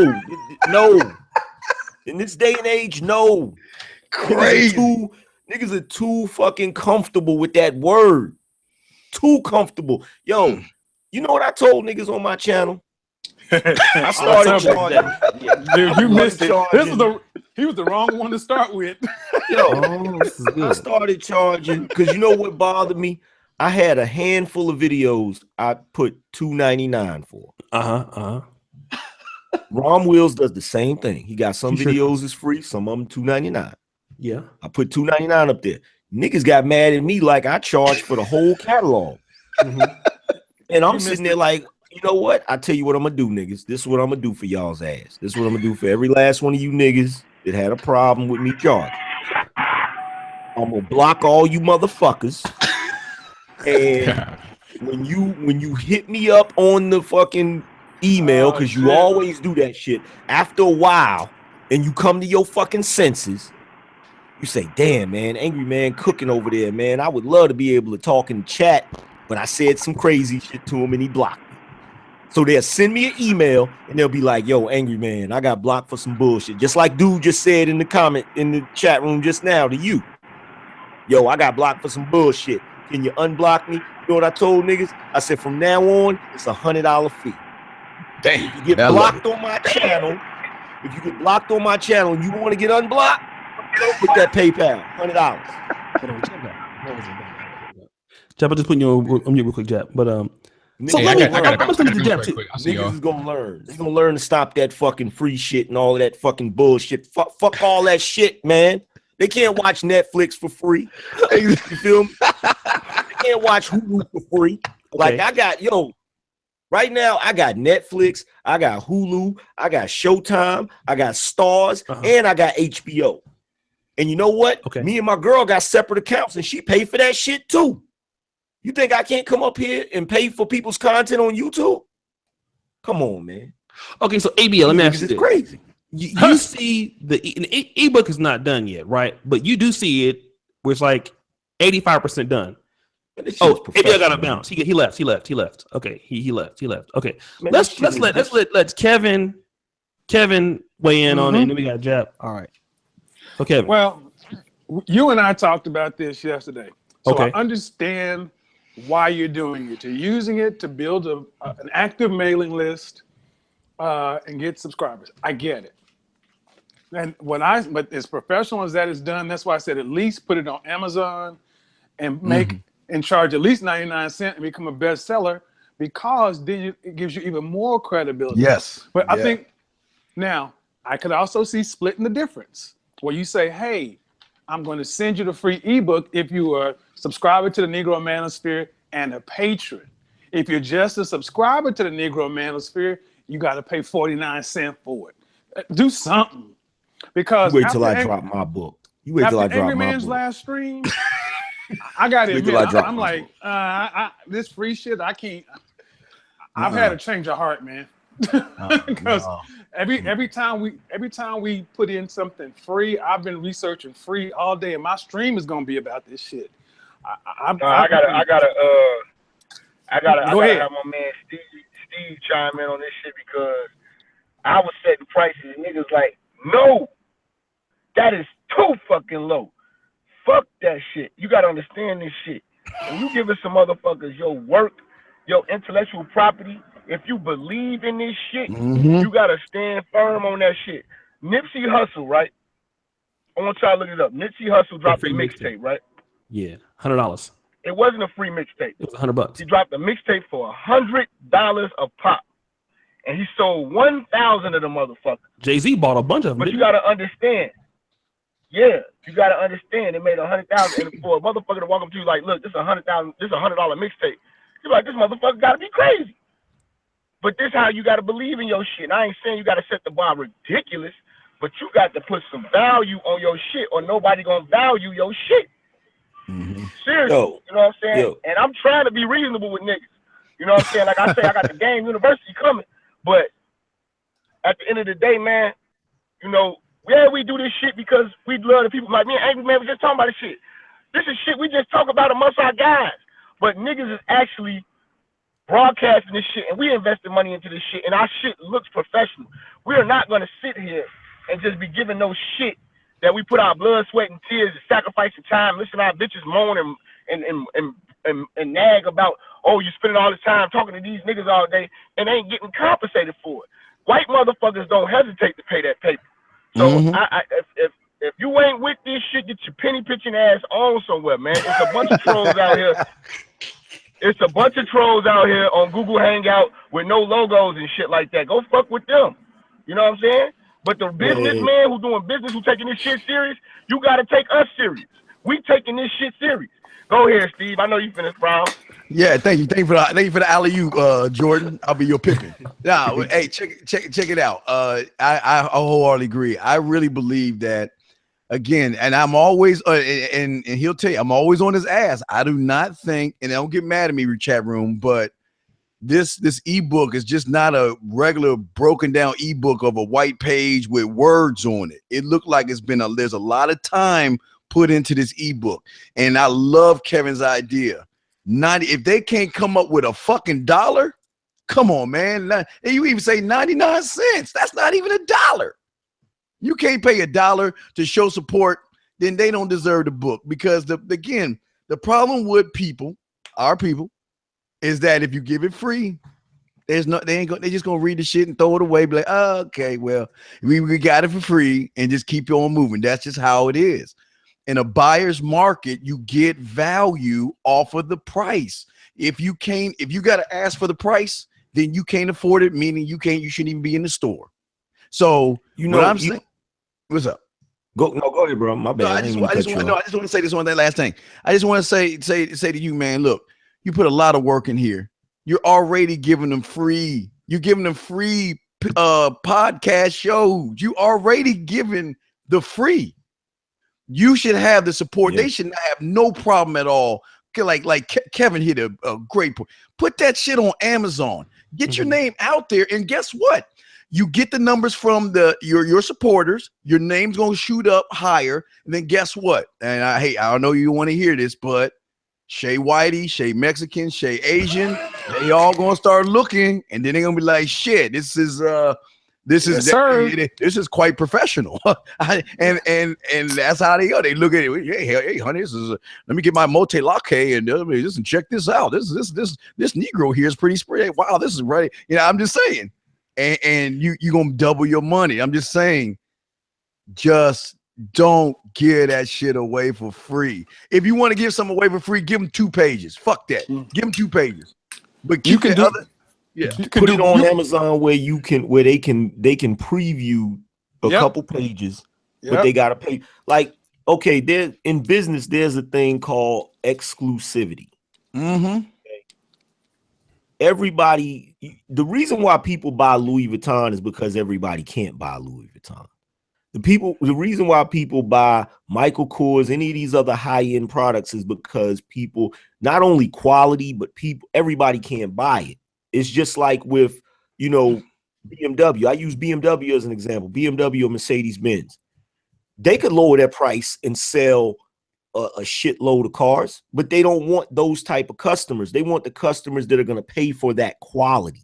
You feel what I'm saying? You already have a quality website where people can go and get game for free. Literally for free. They can go over there. They can read numerous articles for free. You know what I'm saying? From quality authors. You understand what I'm saying? And it's just like, Steve, I'm pretty sure you can attest to this because you're a dating coach. What's the difference between, if a dude wanted to do internet dating, what's the difference between a free internet dating website and one you got to pay for? Well, the free one, there's no value in it. So they're just gonna hear it. It's just gonna go through one ear, out the other, and then they will move on to the next free thing. But even more than that, you're gonna find all of the ratchets, all of the bullshit people are gonna be on the free one. The ones that are about their business are gonna be on the one you gotta pay for. That's all I'm saying. Let me say something. This is gonna be the premise of my stuff tonight. Okay. It is unwise to pay too much, but it's worse to pay too little. The common law of business balance prohibits paying too little and getting a lot. It can't be done. When you deal with the lowest bidder, you have to add something. When you deal with the lowest bidder, it's wise to add something for the risk you run.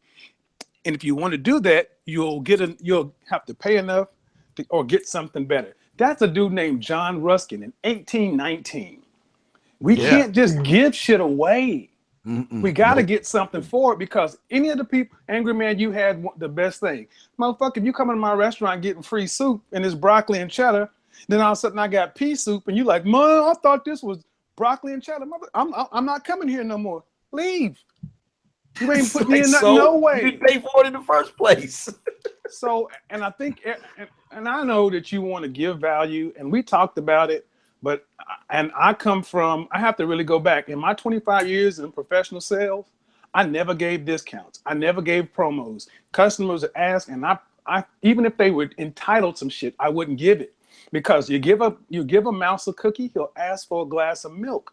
You got to stand on what you want. You got to stand on your value, and you go in and sell the value. And the people who want to and can see the value will be your customers. Everybody that's walking ain't your customer, and that's cool. You know what? I just got to add this one part. Like, a lot of people that subscribe to me, they know I used to sell Kirby vacuum cleaners. Now, I got a Kirby in my closet right now. New one I paid for. The reason why is because they're high quality. They're very good. They will last forever. And when I was selling them, my mentor, Mitch Cesar, he told me, he said, you got the best product on the market. In there, and you present it to them, they are either going to be a liar or a buyer, because they can't tell you that it ain't worth it. They can't tell you it's not an awesome product. And I'm telling you right now, O'Shea, you got with the Negro Manosphere, and I've been telling you this ever since you started the website, you got an awesome product. In this ebook, it looks awesome.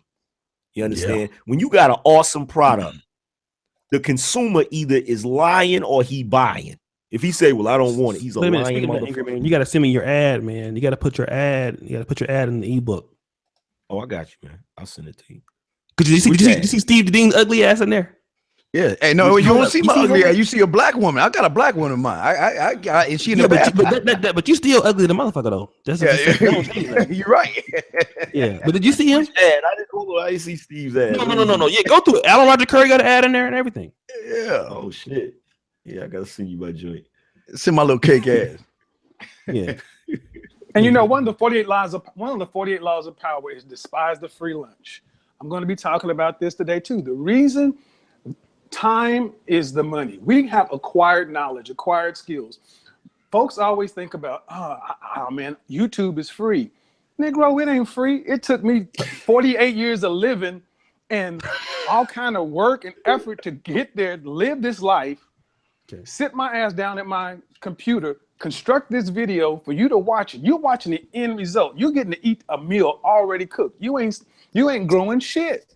You ain't cutting down shit. You're not slaughtering shit. So no, man. Let me just say Angry Man, real quick. I use that C program. I won't say it out loud, but that's what that easy program. Yeah. Boom, boom, boom, boom. Hey, boom, boom, boom. Yeah, boom, boom, boom. Boom, boom, boom. Let me just say this real quick, and we'll get back on the regular topic. I really appreciate, number one, I want to shout out to those people donating super chat, and I'm gonna acknowledge you. I do thank you for you guys comment on the ebook, right? Here's the reason, despite what you guys are saying, I'm gonna give it away for free. Oh shit. But baby, playing the key. Hold on, wait. Let me get the violin out. Go ahead. Here's the reason why. Number one is this. People can no longer say, and we're all part of the manosphere, and the Negro manosphere is pretty much what came out of the commission, right? And so when they see that this product that comes out, it looks good on all of us. It does. It's not just me. Or this is O'Shea's ebook. You know, Donovan Sharp and David Simmons, they wrote it. I just kind of guided them. You have Alan Roger Curry's ad in there that's running. You have Steve the Dean's ad that's in there that's running. You guys have and you'll have Angry Man's YouTube ad in there that's running. It looks good on all of us to be able to say that, hey, we can put out something like this, and now you guys have every fucking reason to support us now. Because what we got to do is, and I'm gonna tell you like this: when I first came to YouTube, I did YouTube for 19 months with not a dollar. Last year I came back to Poland, I was broke. Shit, Angry Man, I tell you, when I got my first couple of YouTube checks and was getting money, we was both getting good money together last year. And this is what I want to say. I want to give everybody a reason to want to support us. And this ebook is better than probably what you would see from Return to Kings. It's going to be better than what the white folks will give you. And I'm going to give it away for free. But the reason why I'm going to give it away for free is now you niggas can't say nothing. I do not agree, sir. I understand. I know you don't agree. I know you. I know. I'm going to tell you what. I'm going to tell you somewhere right now. There's a black guy. There's somewhere right now in America. There's a Jewish man crying. Yeah, somewhere. Yes, somewhere. Tears is rolling real hard. Real hard. Rolling. He's like, why? No, why? But after you niggas see this, and anybody who's seen it, the ebook is anybody who's seen it understands that, number one, we're YouTubers, but I'm not around where, my website, it does get views, right? But my website, I'm not the website is a different beast than YouTube. Now, if I was just YouTube and I had a product and I was just me, but it's for the website. But what I'm saying is this: $1. I think that the first one, right. Come on, stop the show, Steve. Your goddamn ebook that we're working on gonna be free. No, I'm just now. See, you just call me a monkey. You call me a monkey. You just call me a monkey without calling me. Here's the shit about Steve, right? I said, Steve, we're gonna do a free ebook. Okay, cool. Now he want to get on here and like he going. Listen, we want to give back. I want to give back to you guys because everybody here, and this, I'm gonna tell you how much this ebook. You want to know how much the ebook cost me to do this? What you guys saw the whole thing, the whole project? $700. What up, Keith? $700. Jesus Christ! And you go, the reason why I'm giving it away is because I want you guys to know that our quality of shit for the NegroManosphere.com is just as good, if not better, than anybody that's non-black. Oh man! So you're not really giving it away. You're investing. I'm investing it because I'm trying to improve their credit. I'm trying to prove the credibility, not of me, of the site. Okay. And logically, that makes sense. I get it. Thank you. However, thank you. You're not dealing with logical beings, and I'm gonna tell you why. This is, I'm gonna tell you, I'm gonna give you one of the comments a dude said under my comment section of that video, that one video that was $2.99. Okay. He said, "Yeah, man, I don't know, Angry Man. I was cool until you started charging for your videos, but thanks for the knowledge. I'ma holler at you." There you go. That's what he said. Okay, so here's the thing. Basically what will happen is, and this is only if you decide to make another ebook and sell it. Okay. If you decide to make another ebook and sell it, this is what niggas gonna say. Right. Oh, that's some bullshit. The first one was free. Now you want to charge, nigga? See, you just about the money, nigga. You ain't hitting on shit. You sell out. That's what they gonna do. Angry Man, what is my biggest beef with O'Shea when it comes to likes? What is my biggest bitch? Having an ass. Look, like, man. You got 200. This is my point. You got 273 motherfuckers in here, and you only have 299 likes, and yet you want to reward their bad behavior. Well, I gotta give one real world example. Groupon and Living Social. Okay. When they first came out, everybody was using them, and the thought was go in, lower your price, be a loss leader, gain a lifetime customer. Living Social doesn't even exist anymore as a platform because what the companies who work with Groupon and Living Social found out is by lowering their price, they became the loss leader. People will go in, get the Groupon, buy your stuff that one time and never buy again, or always come in asking for a discount.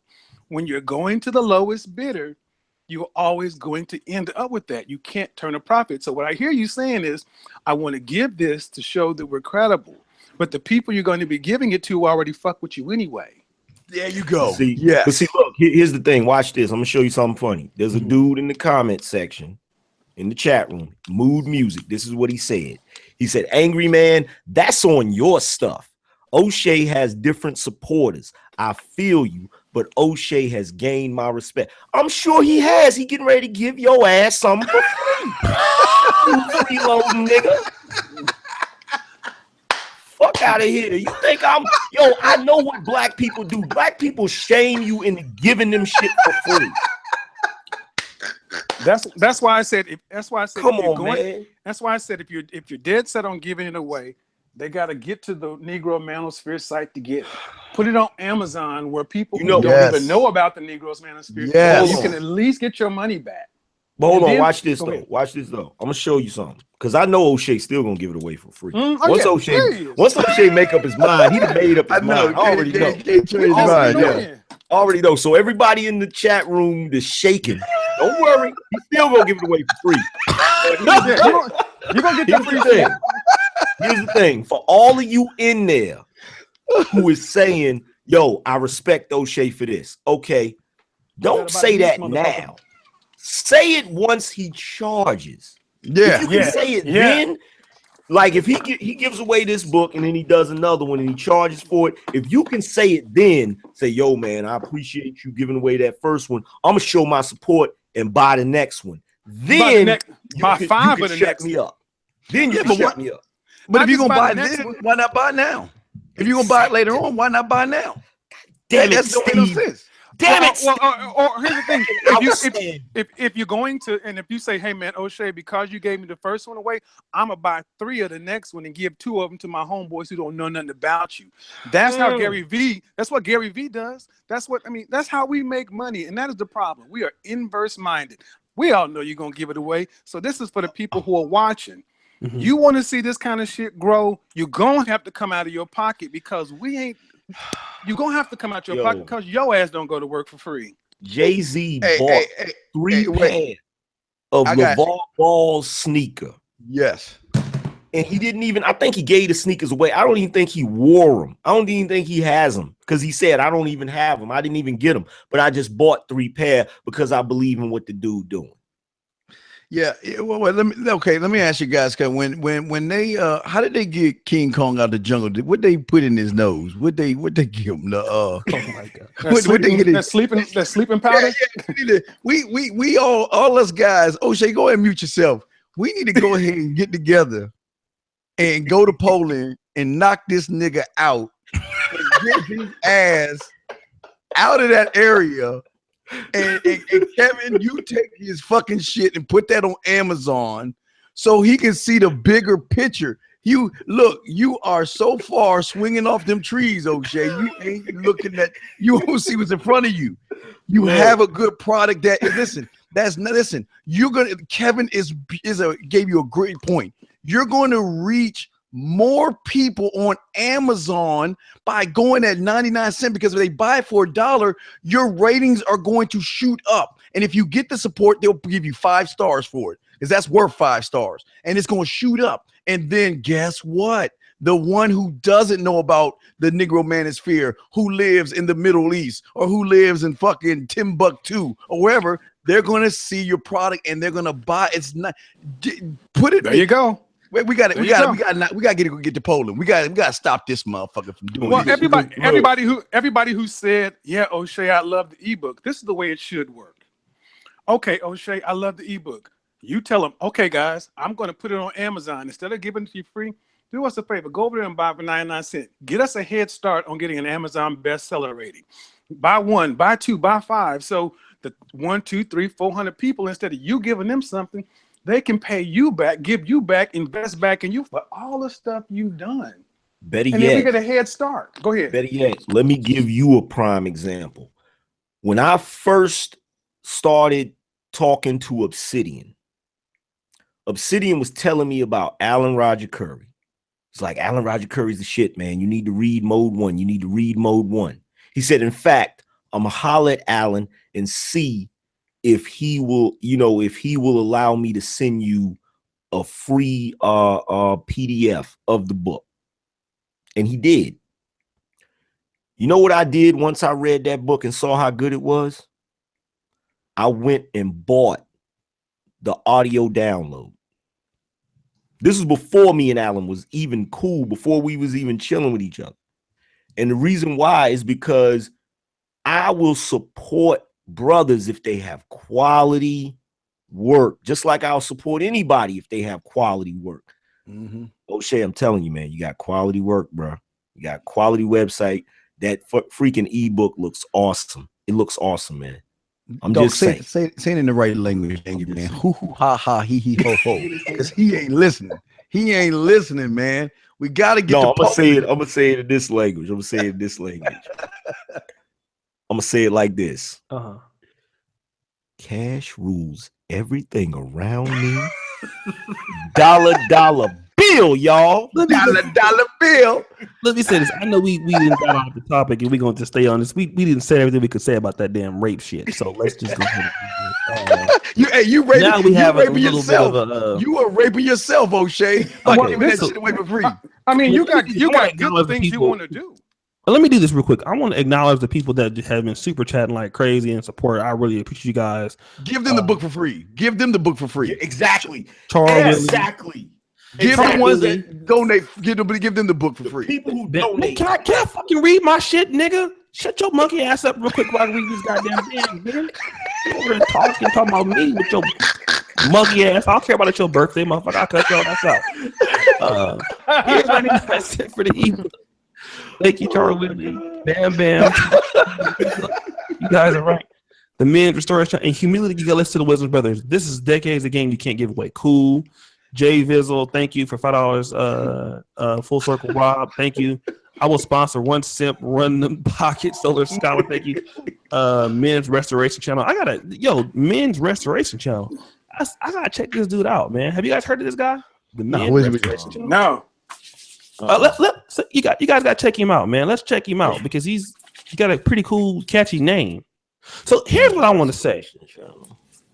Richard Miller. Look it up right now. Men's Restoration. This is what I want to say. What up, Charles Thornton? This is what I want to say. I'm a YouTuber, right? And the website is decent, but it's not where I want it to be. I want to, once again, I'm like I said, in the manosphere, who would I consider I'm like the kind of one of the I'm probably like I do a lot of the dirty organizing work of the man, the kind of the shit that a lot of niggas don't want to do, right? That's what I do here. And you do it damn well. Yeah. Now, what I do want to do though is I'm very I'm very adamant about bringing more credibility. Now, here's the thing: the manosphere was just really on YouTube, right? And Yes. the white manosphere is so powerful because they can operate outside of YouTube. They don't really have to worry about if I get a strike, I can't live stream or something. The white manosphere is Return of Kings, The Voice for Men. They have support out, just written. So now we have a website and now several sites, playingevil.com, my site, the Negro Manosphere, Save Yourself Black Men, that are operating outside of YouTube. And I want to bring that literary game to the Black Manosphere as far as, okay, we have a site, we can reach people, we can be as impactful with our words. And the white manosphere, they have ebooks. That's just what white sites do. They have ebooks. What's this site, Steve? You told me about this site. These guys have 5 ebooks for free. The site's worth $35 million. The art of manliness. Right, but if you look at the ebooks, is not as professional quality as what you have. If you took your shit, just put on some white paper, then give it to them for free. But you put a lot of work in it. I'm sorry. Here's the thing, though. So that's the thing. So it's about bringing credibility to you have that shit. I think that's what this ebook is doing. You got great writers, motherfucker. Say you gotta respect us. You got great writers. You got Angry Man. You got Allen. You got Rum. You got Sharp. I want it all, nigga. No, nigga, you don't want it all. You don't want the truth. You can't handle the truth, motherfucker. The art of manliness actually used to have a huge YouTube channel. They do. It's like 900,000 subscribers. Yeah, and he hasn't been active in over a year. Cause he lazy as fuck. No. No, that's part of the sector I came from. He still gets his money. He just basically he's moved on from YouTube because YouTube had too many restrictions, and he's branched out. He used YouTube as an engine to build his business because he got on YouTube early, made a name, and left.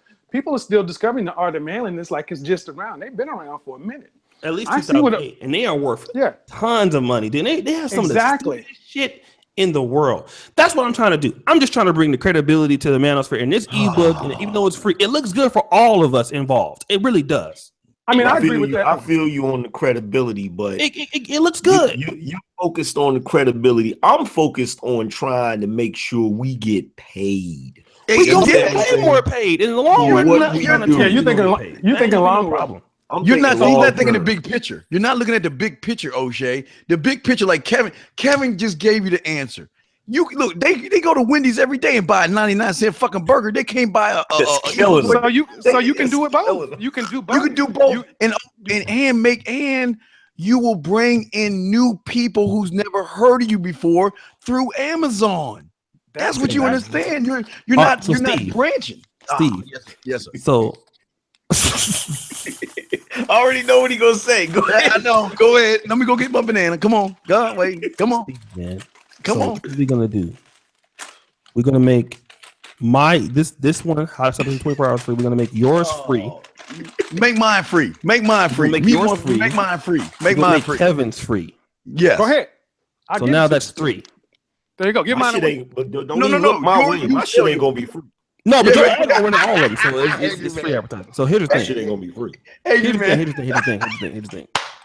Here's the thing. The reason why it's going to be free here, because number one, like I said, it's about the credibility. And I got to have more credibility for my site. I'm a great YouTuber, but my site doesn't have the credibility. So you don't want credibility from Amazon? Just so you don't want credibility from people from Amazon. That's what you don't want. You just want it from. But not right. Steve, it's going to happen one day. No, one day it can happen now. See, there you go. Hey, that's that ooh-ha-ha mentality. It can happen. It can happen one day. You ain't see what about. That's what I'm not understanding. Why can't you do both at the same time? I guess that's why I'm disconnecting. And look, let me go ahead and let every last one of you Negroes know. Every last one of you that got my phone number. You call my damn phone talking about some, hey, Angry Man, yo, man, I seen the prototype of the book, man. You need to give it away for free. I'm gonna be like, you know what? Let me call you back because you bullshitting. How much would you charge for How to Stop Simping in 24 Hours? How much would you charge for it? From at least, like you said, at least 99 cents. Yeah, at least. But how much would you, if it was you, how much would you charge for it? How much would I charge for it? Yeah, $9.99. There you go. There you up the price. Yes. I would So the charge ebook that I sent to you $9.99. would charge $10 for it. I would Let me charge know. $10. Let me say something right now. What's I the know. context of the book? The context of the book is teaching dudes not to simp, right? Yeah.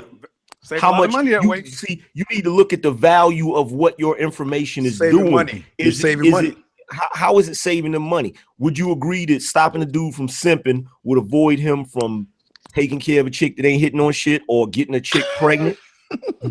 That's 18 years. That's 18 years of, you may have saved a dude from an 18-year sentence, an 18-year bid where he got to pay anywhere from $500 to $800 a month for 18 years.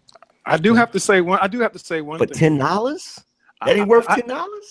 The guy who's the best-selling author on Amazon, who does exactly what I told you to do, his reach is not even a tenth of what yours is. Website, mailing list, such and so forth. He is making 5 figures a month off of his Amazon ebook sales, from $99 to $3.99 a month. There you What go. what I'm not understanding is, I understand where you got a bigger vision. You're in for a long game. I feel you. All the existing Negro manosphere and future Negro manosphere people, if you want to give it away for free, I get it.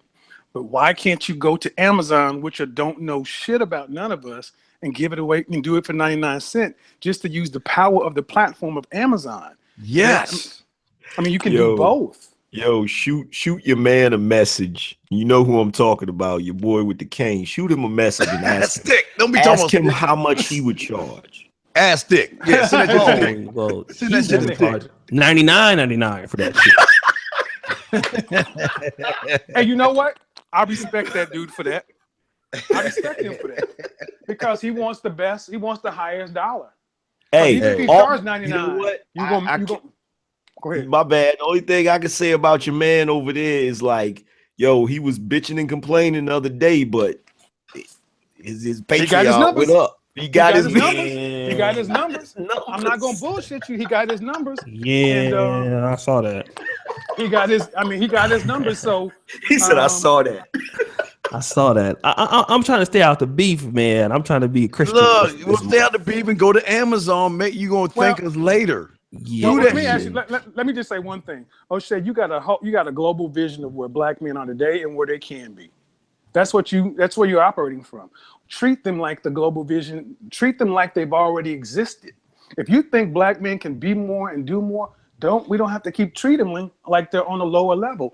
Demand more of them, just like you demand more of yourselves, and let them step up to the challenge. Give them something to shoot for. Don't Very just say well you said. can't keep doing it. Say, no, well brother, said. I could give you this away for free, but I know you need to start learning about business and economics. So go ahead and show your support. Put it in for $99, $3.99. Give yourself a pat on the back, because you can say, I'm actually supporting the brother because I just didn't download it. I gave him something for it. Give that man a chance to be proud of supporting the Black man. Don't hold that away from him, man. Because you think you can't do it right now? No, you can, and they want to give it to you. Give them an opportunity to help. Don't deny them the ability to grow as individuals. I mean, you got There to you change go, that Adrian. man's perspective, man. There you go. Get him out that thinking. You're right, Kevin. Get him out that thinking. Dude walking. I'm just saying, O'Shea, you know we go team up on you. Got 3 salesmen on the line Trying with to, you right now. yeah, man. Yeah. But the thing is, you can do both. And thing is, I want you to use Amazon's marketing. I forgot the CEO's name, but he grew that He walked away from a multi-million-dollar a year job to found Amazon. Bezos. Amazon is about to start having things shipped to your house. They are a household name. How is partnering yourself with a household name, using their SEO, SEM, all their advertising and research, a bad thing? We just gotta get him off the Empire State Building, dog. That's all. You know what? somebody in the chat room. Oh, that's full circle. Full circle said, "What would Bill Gates do?" This is what Bill Gates would do. Bill Gates would make the ebook with vanishing ink. And once you read the ebook, when he comes out with the 2018 ebook, the 2017 ebook, the ink would disappear on that motherfucker. You'd have to buy another one, and the new one has extra shit in it. That's what Bill Gates would do. Steve Jobs would charge you for turning the page. Yeah, basically. Hey, O'Shea, you want to be a businessman, you got to think business. Remember, You got to trust us on this. It's low. We're doing you a favor and the customer and everyone in the chat room a favor because we always tell them to be better and tell them to invest. You can't invest free. You can't invest in free, dog. Free is not an investment. It's not at all. You can blame it on us. Blame it on us like the rain. Yeah, blame it on us. I will take the hit. Yep. He's still gonna do it for free. Like, I told him I was giving it away. So here's what we'll do. But you can give it away. Everyone don't know that. Hey, calm down, brother. Oh man, this is great. Steve, you bald-headed monkey. This is what we're gonna do, guys. Listen. I've already told the fans I was gonna. No, if you're on Patreon, you will see. I'm actually my Patreon subscribers. I'll post up another link of the revise. It's like 90% done, but I am gonna. This is what I'm gonna do. I really believe in what I'm doing. I'm taking a little bit of a different angle because I have a blog. You know, I don't have like the internet business. You're trying to get as many people to your site. That's what it is. You're not trying to get them to buy anything, at least right now, right? So I'm just trying to get people to my site for the time being. Now, in the first quarter of 2018, we're going to have some different changes and things of nature that have already planned out. But right now, it will be free. Now, there are going to be some things that I can't make for free, but can I say some things I will. And this is what I'm going to give back because people have gave to me. So they've given me. I will say that. So I do want to do something back for those people. Yes, Mom. Can I say something, Kunta? Yeah. Look, check this out, man. Why don't you go ahead and give that to them for free? Okay. Listen to Kevin. Put it on Amazon for a price. And if you I'll even add a MP3 audio or something extra to your Amazon so it'll give a little more value. So that way, if they want it for free, they get the book for free. But I'll even donate something to your cause. And I'm sure we all would do that to support you. To see, this is how black motherfuckers work. We would do something to support you putting it on Amazon. I don't care what you do to the Manosphere. I want you to put that shit on Amazon, dog. So you can make some paper. So you can get paid because you do a lot of hard work and you should be getting paid for your fucking hard work. And if you don't understand it, you silly dude. When I put my book on Amazon, I'm gonna try my best to find some extra fucks to give, but I don't think I'm gonna be able to find any. Like, so Angry Man, if you ever hear you say you're gonna do it for free, call 911. That's your man. Because like, you know what I would do? I would include what most people do is they'll have like their book for sale. And like you said, they'll give a free MP3 or they'll give like a free little smaller booklet that's on a different topic or something like that, you know. But you already know. Look at O'Shea. I'm telling you, I can see. I'm gonna tell you something about O'Shea. I can see when his wheels start turning. His head might as well be like a glass ball. Like I can see the wheels turning. Like I already know he done made up his mind. Angry. I think he got that escaping plantation thing now. He like, fuck, maybe I can get this Underground Railroad thing going. You see, he's thinking, dog. Yeah, I mean, and here's the thing. Hey, O'Shea, you know, we talked about this, man. I truly do respect you have a global long-term vision. I get it. So we all know that as business people, this is what happens in country clubs. White folk come into country clubs, and Tom can't stand Dave. They have a knockdown, drag out, and after it's all said and done, hey man, let's go get some lunch. This is how business gets done. This is Shark Tank for black folk. This is how it works. You got your plan. We give you advice. You make the best decision with the information you have. Then we adjust. That's all that happens. I think I'm right, and you guys are wrong. But of course you do.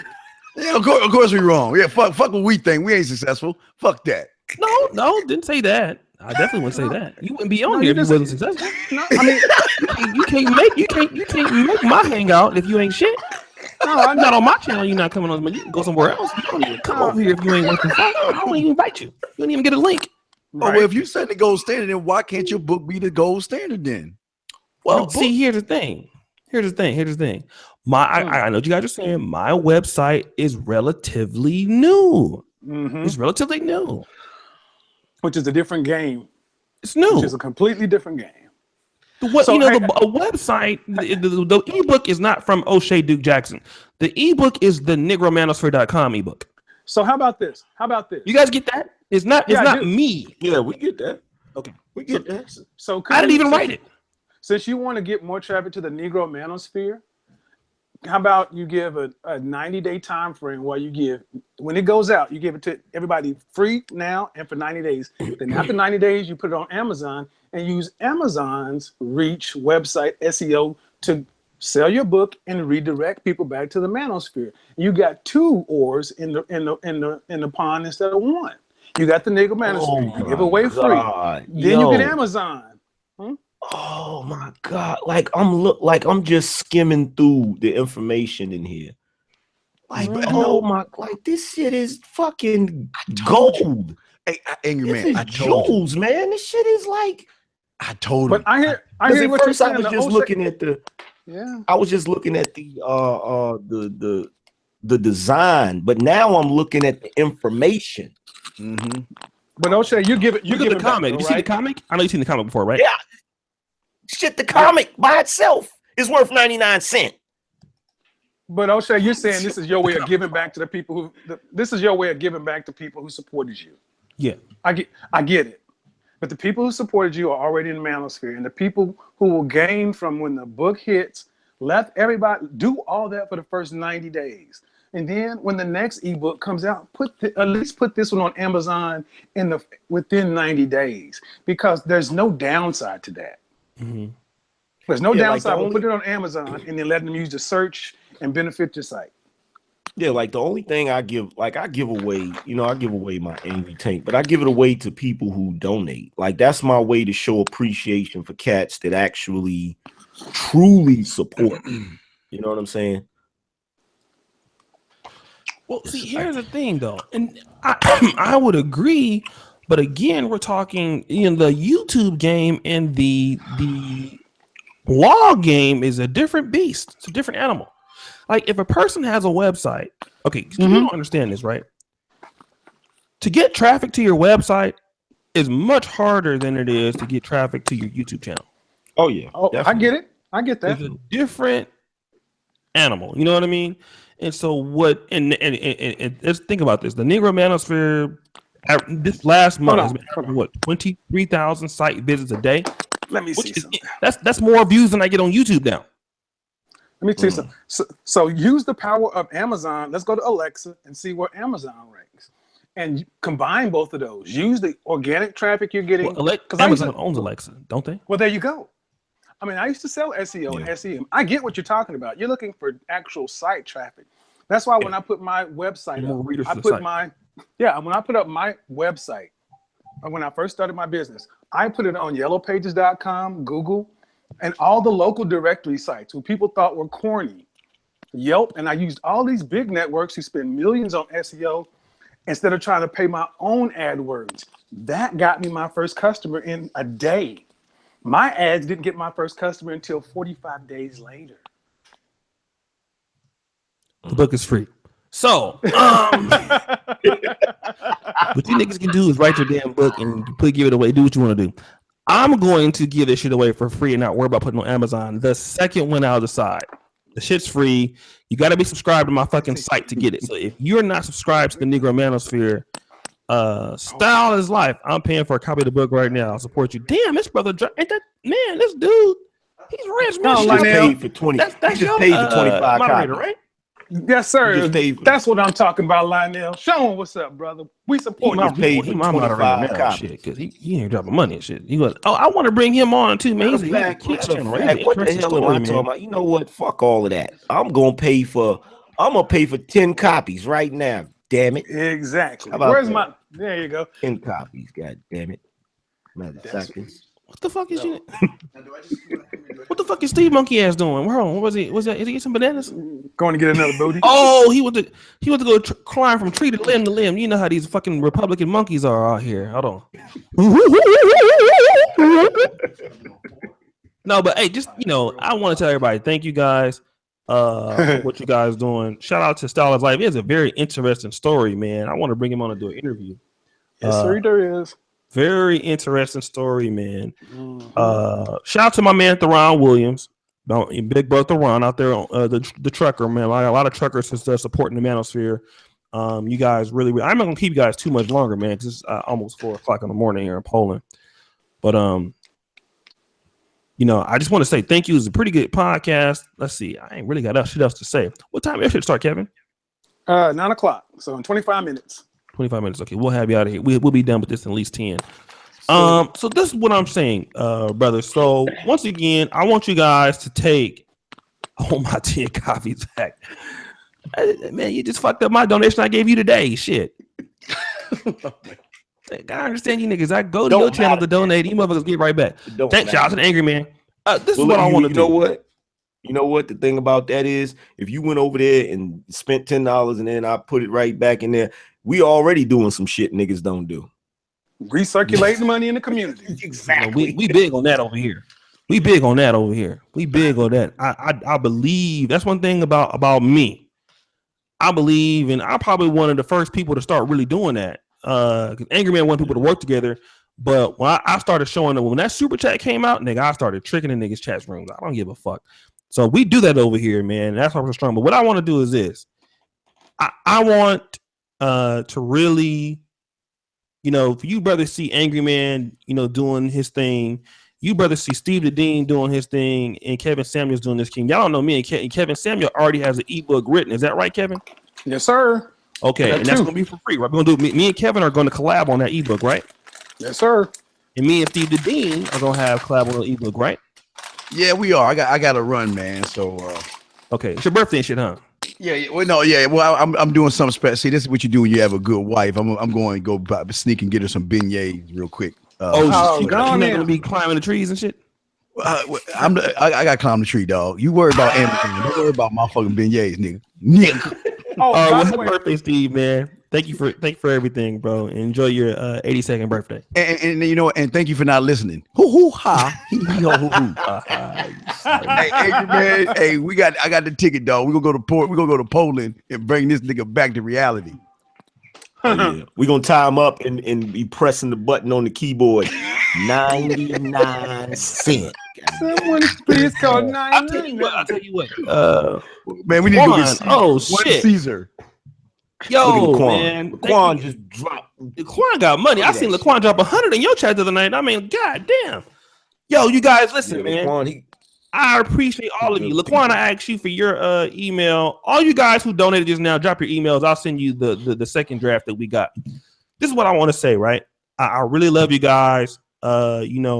Angry Man, all of you guys, we really appreciate our followers. We cuss you shit out and call you a bunch of niggas and shit all the time. But we want you guys to know this. This is important.